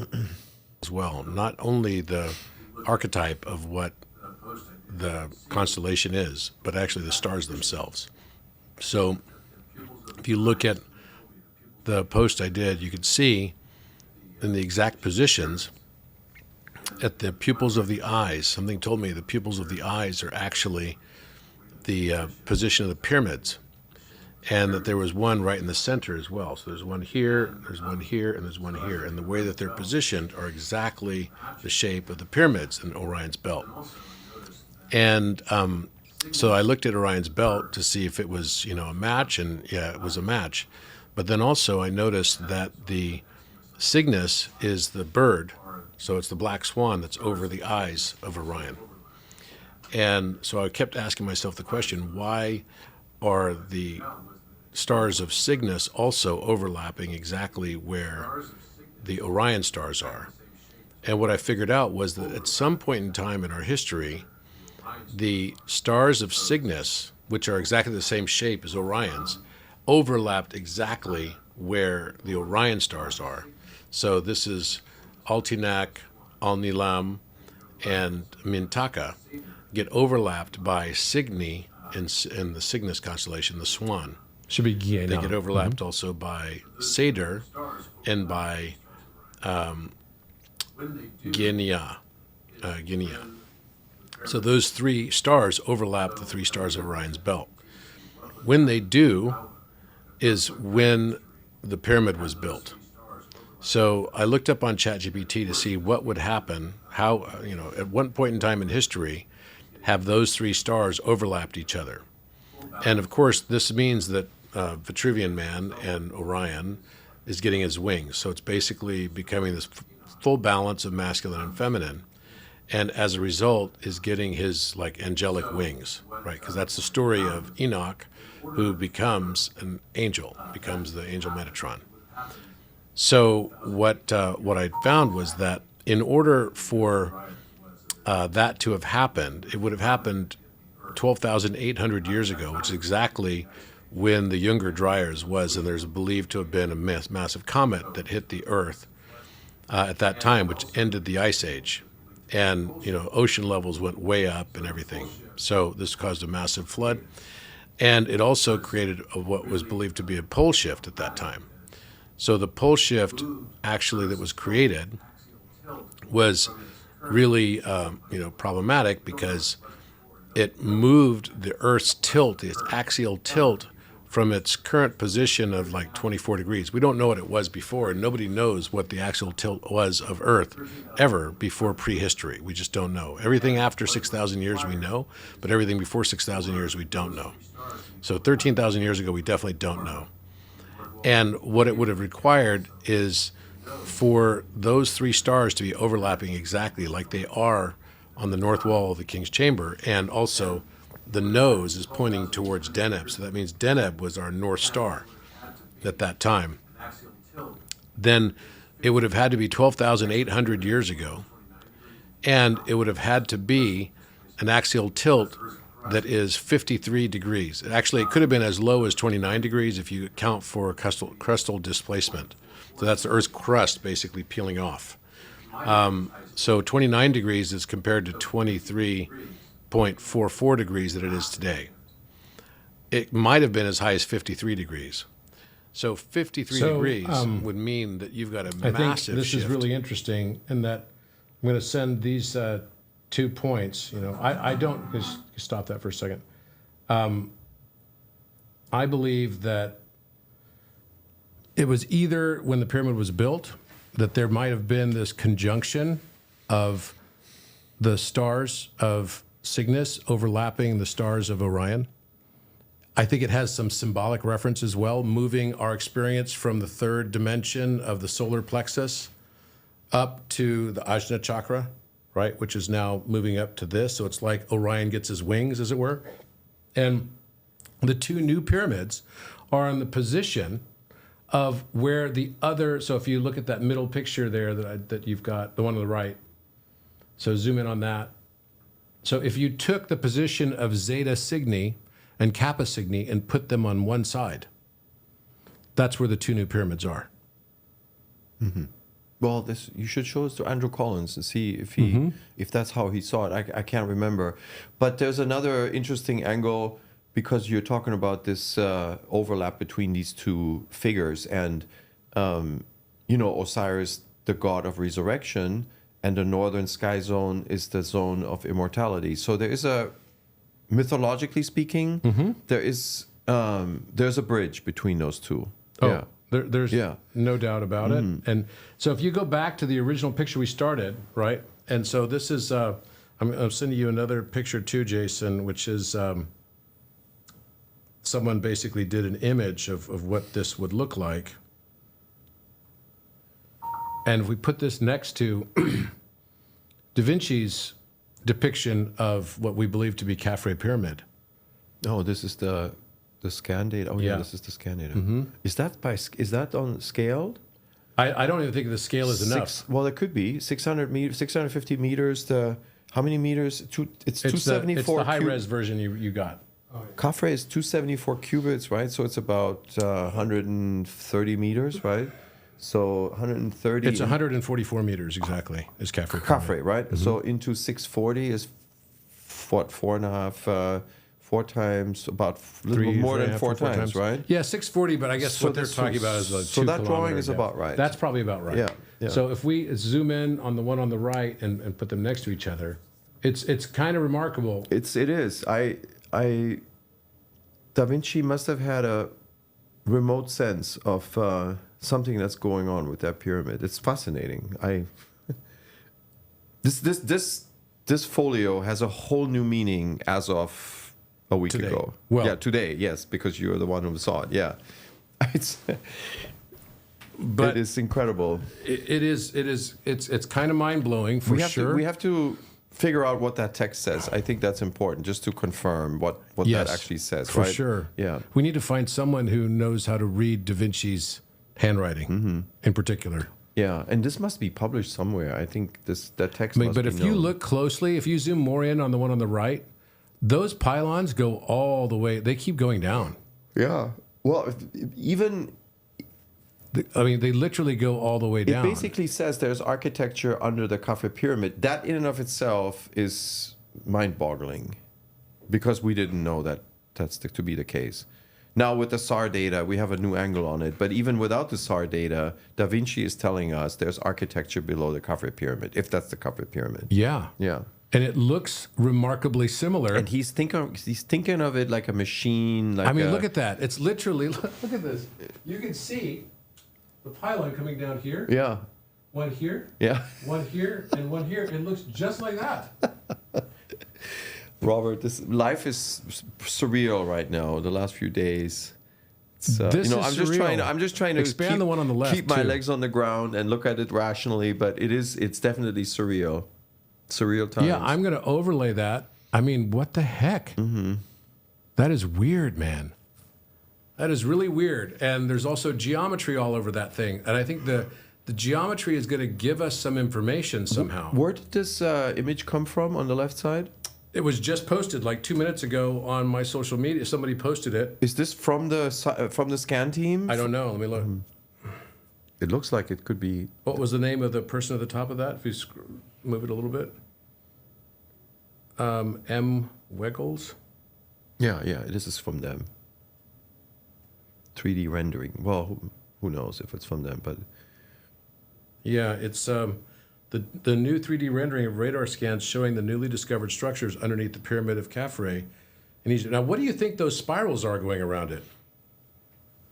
I don't know. It looks like springs almost. It's like I can't imagine those are staircases because I mean the Egyptians never did spiral staircases that I ever saw. They would always kind of do it like hard corners. Yeah, this has nothing to do with the ancient Egyptians from what but this is just, off the cuff. This is not ancient design in terms of Old Kingdom. That doesn't make any sense. There's nothing in ancient Egypt that resembles this. So no, how could anyone ever get to 640 meters underground? I know this. I mean, there's a heat problem, right? As you go down, every 100 foot, it's a degree extra. So the heat would be unbearable. I mean, 600 meters, we're talking 2,000 feet, so 20 degrees hotter than it's at the surface. Which is already hot. Which is hot, right? Yeah. So, but I mean, could this be a natural phenomenon? This is what I'm interested in. Could this be magma conduits? But I have to say, I'm not very optimistic that it is that. So we have to explain it. The thing is, we have to explain the signal. We can't just say, oh, it can't be whatever, this and this and that. We have to actually come up with an explanation. Yeah. Somehow it will have to be explained. We can't just, dismiss it. We have new data. We can't just throw them out because we don't like the explanation. So we have to go in a disciplined manner and see if we can, rule out one thing and another. And then what we're left with, that is going to be our new version of the Khafre Pyramid. And Da Vinci somehow knew it. Yeah. It looks like he knew something about it, right? Now, what's also strange is it looks like, you see the X shape? Yeah. Coming off of the corners of the pyramid, right? We know that the structures internal to the pyramid that we know about are matching the positions that he basically illustrated here on the ground level. We don't see the 5 different king's chambers, right? Which I wonder about. Right. We do see a lot of other structures inside of that, and he has geometries over it. So he has chosen the truncated icosahedron. So there's a video of the one I sent you from Instagram. We can play that one real quick because it actually shows at the beginning. So basically, each of those geometric forms are probably there for some reason. Yeah. And I feel like somehow this might be somewhat of a cipher for a geometric cipher. What we're finding. Yeah. Yeah, it looks like he's trying to design an arc or something like that, composed of pyramid-like spikes. This is the shapes that I see in those positions, which are some Archimedean solids and Catalan solids, which are the duals of the Archimedean, but you've got a dodecahedron at the top. The only thing is that's not an egg, right? The lower sphere. No. It does look like an egg. What you're saying, I agree. It does not look like a perfect sphere in his drawing. This looks like a sphere. It looks like a polygonal sphere, right? So it's got a dodecahedron at the top and an icosahedron at the bottom, which is interesting because that might be also referencing something with, the idea of crown chakra. So in the new DNA is referenced, it's stacked dodecahedra, but you can't have a dodecahedron without the icosahedron because the icosahedron is the dual solid of the dodecahedron. So that becomes the water. And so if you look at DNA becomes the stellations of the dodecahedron going around. This is well known by science, that it is stacked dodecahedra. But when you actually understand that there is the icosahedral structure within it as well, one doesn't exist without the other, then you have an icosahedron that's stacked. The icosahedron stacking, if you go back to my video that I sent you, all right, so this is a 24-note scale. So let's go back a little bit, right where you see me talking. Okay, the proportions of the Giza plateau is 432 by 528. It's 9/11/9, right? Which is exactly the same proportions. And that's Ida and Pingala. around the Sushumna. So go ahead and play it. On a 24-note scale. We can depict this as two snakes of Hermetic wisdom. These two snakes, one starting with 432 hertz, the other connecting to 528 hertz, both creating 12-note chromatic scales that perfectly intertwine one with another to create one. So it creates one 24-note scale. 24 is fundamental The wheel of 24 is to all our over Egypt. experience. It's not only experience from a time perspective, because we have 24 hours in a day, but 24 seems to point us also to a divine knowledge. X is the 24th letter of the alphabet in English. Because as we start to realize that our chakras are expanding from 7 chakra positions, from the root chakra to the crown chakra, now expanding all the way out to 24 levels of expression, 24 chakras. Now, along with these 24 chakras will come an expansion in DNA. DNA also expanding to 24 positions, or what we call You take the strands stellations within around DNA. the icosahedron. And we find that all of this is actually just inherent to the stacking of dodecahedra that create the DNA structure in the first place. When we realize that the dodecahedron does not exist without its icosahedron pairing, which is what's called a dual solid complement, you simply connect the center points of each of the sides of a dodecahedron, and you'll have an icosahedron, which represents water clusters. When we look at the protruding stellations on this icosahedral stacking array, we'll find that when you go both directions with that weave, or what we call the strands of DNA, connecting each of those stellations, going both directions, you end up with 24 strand DNA. 24 is a number that shows up over and over and over again, and it relates back to prime numbers. Every prime number larger than 3 squared will be a multiple of 24 plus 1 without exception. As an example, 5 times 5 equals 25. Well, that's 1 times 24 plus 1. 7 times 7 equals 49. And that's 2 times 24 plus 1. If we take that all the way further, 11 times 11 is 121. That's 5 times 24 plus 1. And then 13 times 13, the next prime number, equals 169, which is 7 times 24 plus 1. What we found, Talal Ghuanam, PhD, mathematician and physicist that I work very closely with, we found that if we expand this analysis all the way through infinity, we find that every prime number will always square to a number that will be a multiple of 24 plus 1. 24ness is fundamental to our experience. Okay, so what you're saying is that the structure of existence of the universe and is the numerical structure of it is follows the same design as the structure of this expanded DNA helix, right? That you're saying, and what you're saying is now you recognize that in Da Vinci's drawing. Yeah. Right? This because of the stacked icosahedra. The icosahedra and So it's showing the two sides, right? Because he had the top of the dodecahedron and the bottom, so as above, so below. So what is the stack, an alternating icosahedron dodecahedron? It's an icosahedron stacked all the way up. What do you mean by icosahedron? It's the combination. It's that drawing that you just saw where it took the middle points of the dodecahedra and then connect those, and then that creates one new form. Each one of the pictures that was it's this form right here, That's the icosahedron. And by the way, that is the symbol in esoterica for the crown chakra activation. Okay, interesting. Yeah. I've never seen that shape before. See so the dodecahedra? It's like a three-dimensional pentagon, right? You can see the dodecahedral sides, right? All the pentagonal sides, and then you can see the stellations are from pentagons that are equilateral triangles. Right? Interesting. And that's the icosahedron. You can see the icosahedron proportions in that as well.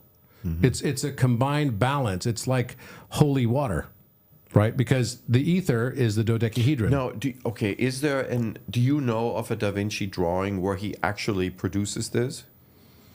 Because this drawing, of course, we're seeing it, or you're seeing it, but is there actually, There's several depictions. Do we know that he recognizes this shape? Yeah, there's several depictions of Metatron's cube by Da Vinci. Okay. And Metatron's cube makes this. That's how you make this form. Is through Metatron's How many cube. Metatron cubes will combine? One. Just one. Just one. You only need one to do it. But you have to understand that it starts with a pentagon. So you have to put a pentagon outside, and then within you have a circle inside the pentagon and a circle exoscribed out of the pentagon, and then from that you create a flower of life, and that proportion allows you to make the perfect icosahedron. Okay. With in perspective. Mm-hmm.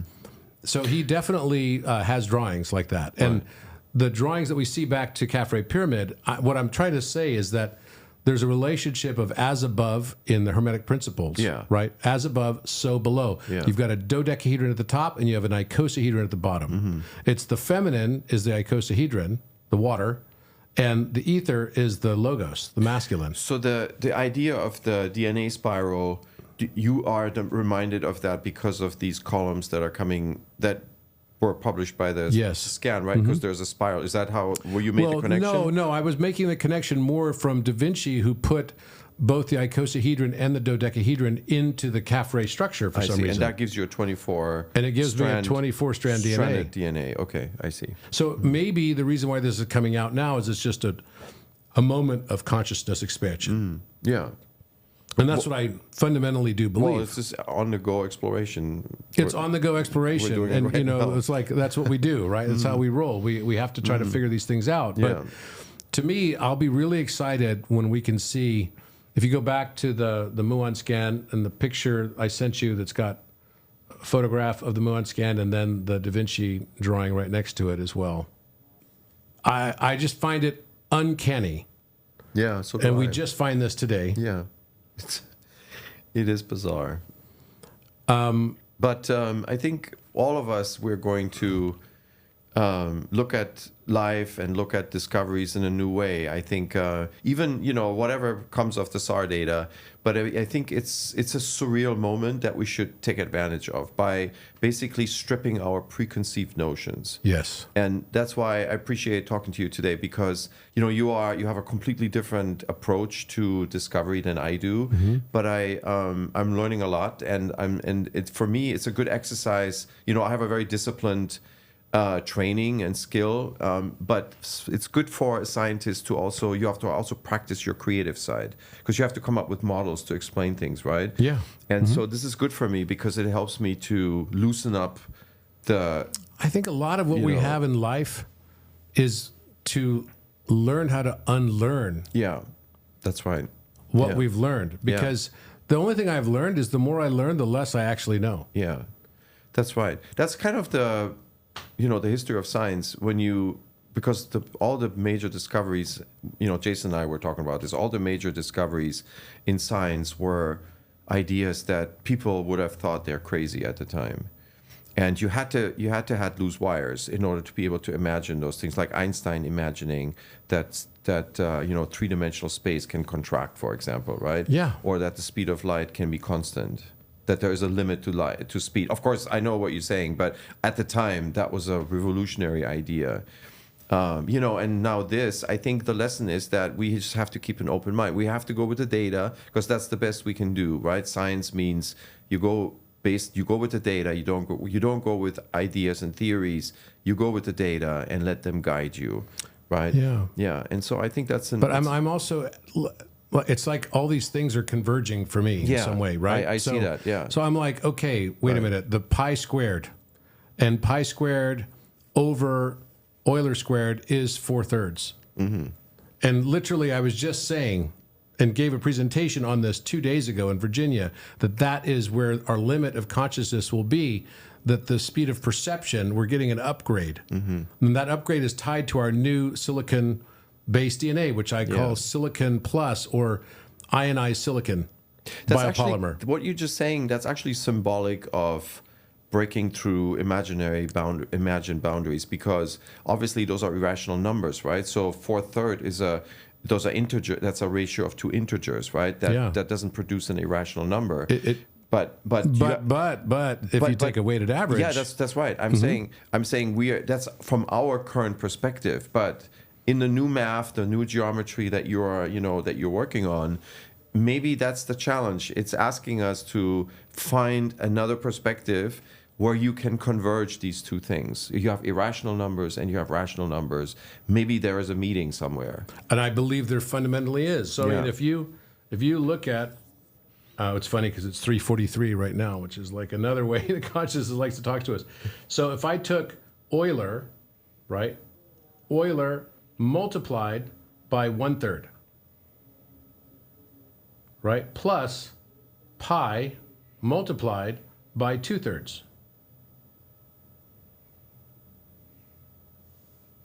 Yeah, right. I'm interested to know, what about the 48904? Right, that's never going to be perfect because they're irrational numbers. But is there a solution to mathematics and geometry where you will be able to bridge that? I believe that bridge already happens in the conversion between sexagesimal numbers, so base 60, and base 10. Well, then at some point I want to see how this works. Maybe not today, but because we have to eat something. Yeah, but, we have to eat something. Yeah, but I mean, I think you are at that frontier. I can see totally. Like you kind of remind me of when pi was discovered by exhaustive. What is that called? When you're coming at it from the inside and the outside, and you kind of keep limiting, right? And that's what you're doing. You're basically right now with your theories, you keep approaching and making it, slicing it tighter and tighter and tighter, and eventually maybe you get the merger between those two. And I fundamentally believe that the pyramids are a mirror of our consciousness. So that as we raise higher and higher levels of consciousness, we will find more and more things in the pyramids as we get to know ourselves. We are the ultimate encryption. Yeah. And we're finding ourselves. And now, because we're going to the 3-4-5 relation of Khafre Pyramid, I believe that is the entrance of the divine. Because it is a divine proportion. Now, the Great Pyramid has the unique characteristic that it squares the circle, right, perfectly. And because it has that 51.85397 degree angle, intentionally so. But Khafre Pyramid at 53.13 is that 4/3, right, the height over 1/2 base. And I think fundamentally that's taking us to this kind of like divine feminine energy. It's giving us the beauty of that. That's why we look at Khafre as always the most beautiful pyramid, too. And then the third pyramid, Menkaure, is actually, I believe, the most holy of the three on Giza Plateau. It is, and that's why it's got casing stone that's granite at the base. And I also believe that that's why the depictions on the walls inside there, right? And I've showed some of these to you before, are more of what look like a Garden of Eden scene. And the Staff of Hermes on one of the walls. Well, you have the Tree of Life. The Tree of Life, exactly. There's a Tree of Life there. There's a bunch of serpents on the walls as well. And I think that's what this is basically showing us. It's a return to it's a new earth paradigm. I actually believe as well that the Garden of Eden was actually in Egypt because the river Gihon was there. If you look at who built the Tower of Babel, it was Nimrod, who's associated with the constellation Orion, yet again. And I think these are stories of Orion getting reincarnated through our history and becoming and forming all of the mythos. From Artemis falling in love with him, right? Him getting killed by the scorpion and then getting shot in the head by Artemis as well because of her brother, Apollo. These stories are all these depictions that are going through time that become more and more relevant to what we're living. We think that all the mythos that we have in our history is all the fake stuff. Well, maybe what we're living is the fake stuff and the mythos is the only aspect that's real. Yeah, right. Right. And this is where it gets into the esoteric, but it also takes us down a path of enlightening. I don't even like the term enlightenment. Enlightening is a better term because it's a never-ending process. And the one divides itself into the many for the joy of perceiving itself through our eyes of perception. It's a beautiful process. And I think that's what we're going through. And that's why all the world's attention now is moved off the Great Pyramid to Khafre Pyramid for a reason, because we're now entering into the angelic phase when Orion gets his wings. and becomes Metatron. This is the stage of life that we're now in, and this is what I've been writing about. Cheers to that. So cheers to that. So hopefully, you know, we can get past all the wars and all the difficulty and go into a more angelic time. And I feel that that's just around the corner too. Thank you so much for being with me here today and for always listening. I know that you are what I would call a real scientist. But you are the kind that I really appreciate because you have such an open mind, even though you appreciate the necessity for scientific method. You actually have an open mind to at least listen and take it as a data point. And then it might somehow paint or color how you are open to something else in the future. Yeah, exactly. And just like when I first published my paper on prime numbers, I sent it to you as well, and you gave a really exhaustive review of it, which I thought was excellent, and I was very grateful for. You posted it on YouTube, Facebook, right? On Facebook, on Facebook. And so I very much value your viewpoint and everything, but I think we're now entering the stage of the weird world. Yes. Where everything is starting to converge, Right. and consciousness is expanding at a pace now more rapid than we ever considered before. And maybe now our perception is going to exceed the speed of light. And if it does, we'll start to perceive how time actually flows backwards as well as it does forward. You know, I'll finish on this. There's a saying with the quadrivium. I'm actually writing a book now called the Pentrivium, right? So you've heard of the quadrivium, and that is based on arithmetic, geometry, music, and cosmology. And so number in itself is arithmetic, number in space is geometry, number in time is music, number in space-time is cosmology, but number in time-space is purpose.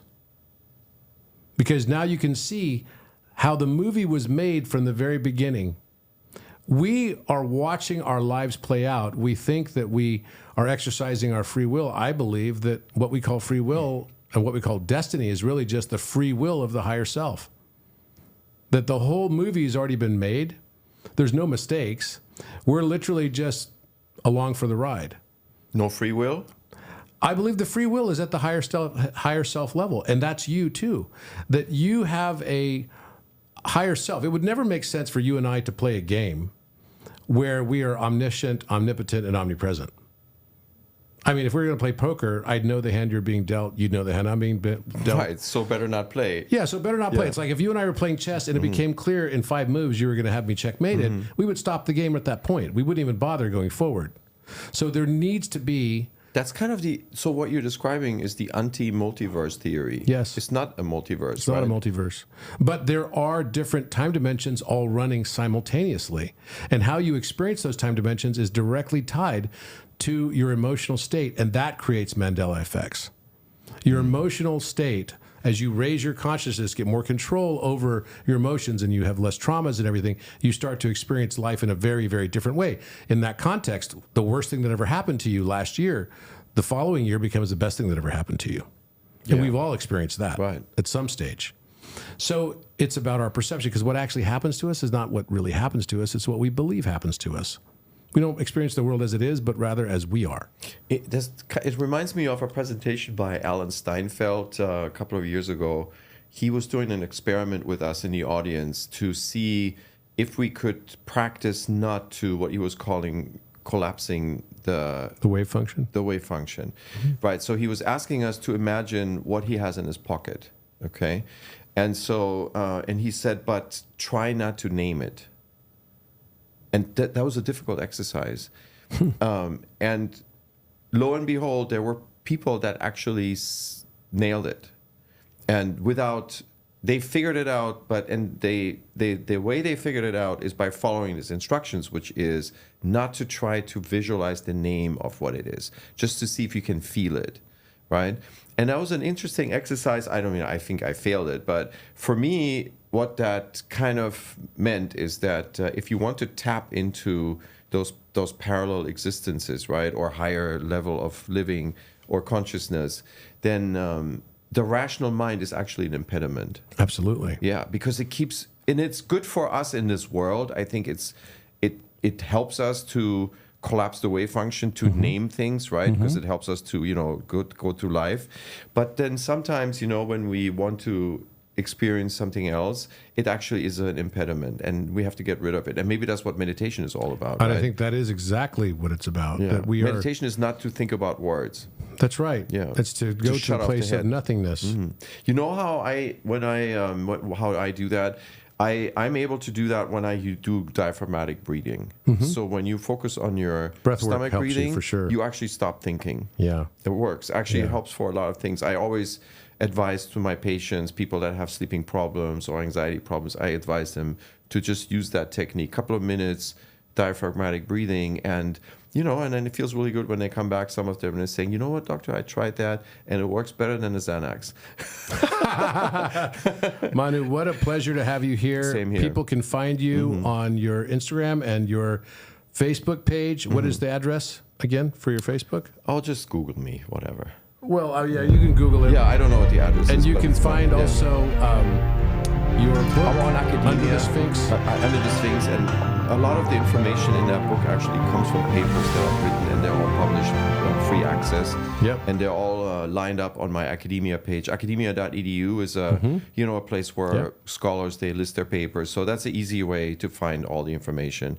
And I have a YouTube channel. I don't do too much, but sometimes I do. And I am I have a lot of EDFU footage that I have to now caption, and I have to actually narrate some of that footage. So I will, come back and upload some videos. And I'm going to see you at the Edfu Temple in May. Oh, absolutely. Right? That's right. You're going to come with me. We're going to have a meeting. We're going to be there together Yeah. For my next Egypt trip, which is great. I'm super excited about it. And I'm going to show you. you're going to show me your discovery, which is straight out of an Indiana Jones movie. Kind of, yeah. Where the sunlight comes in, lights That's up the right. wall, gives you a hidden message. It's pretty epic. Yeah. I can't wait. Right. So thanks much. All right. Thank you so much.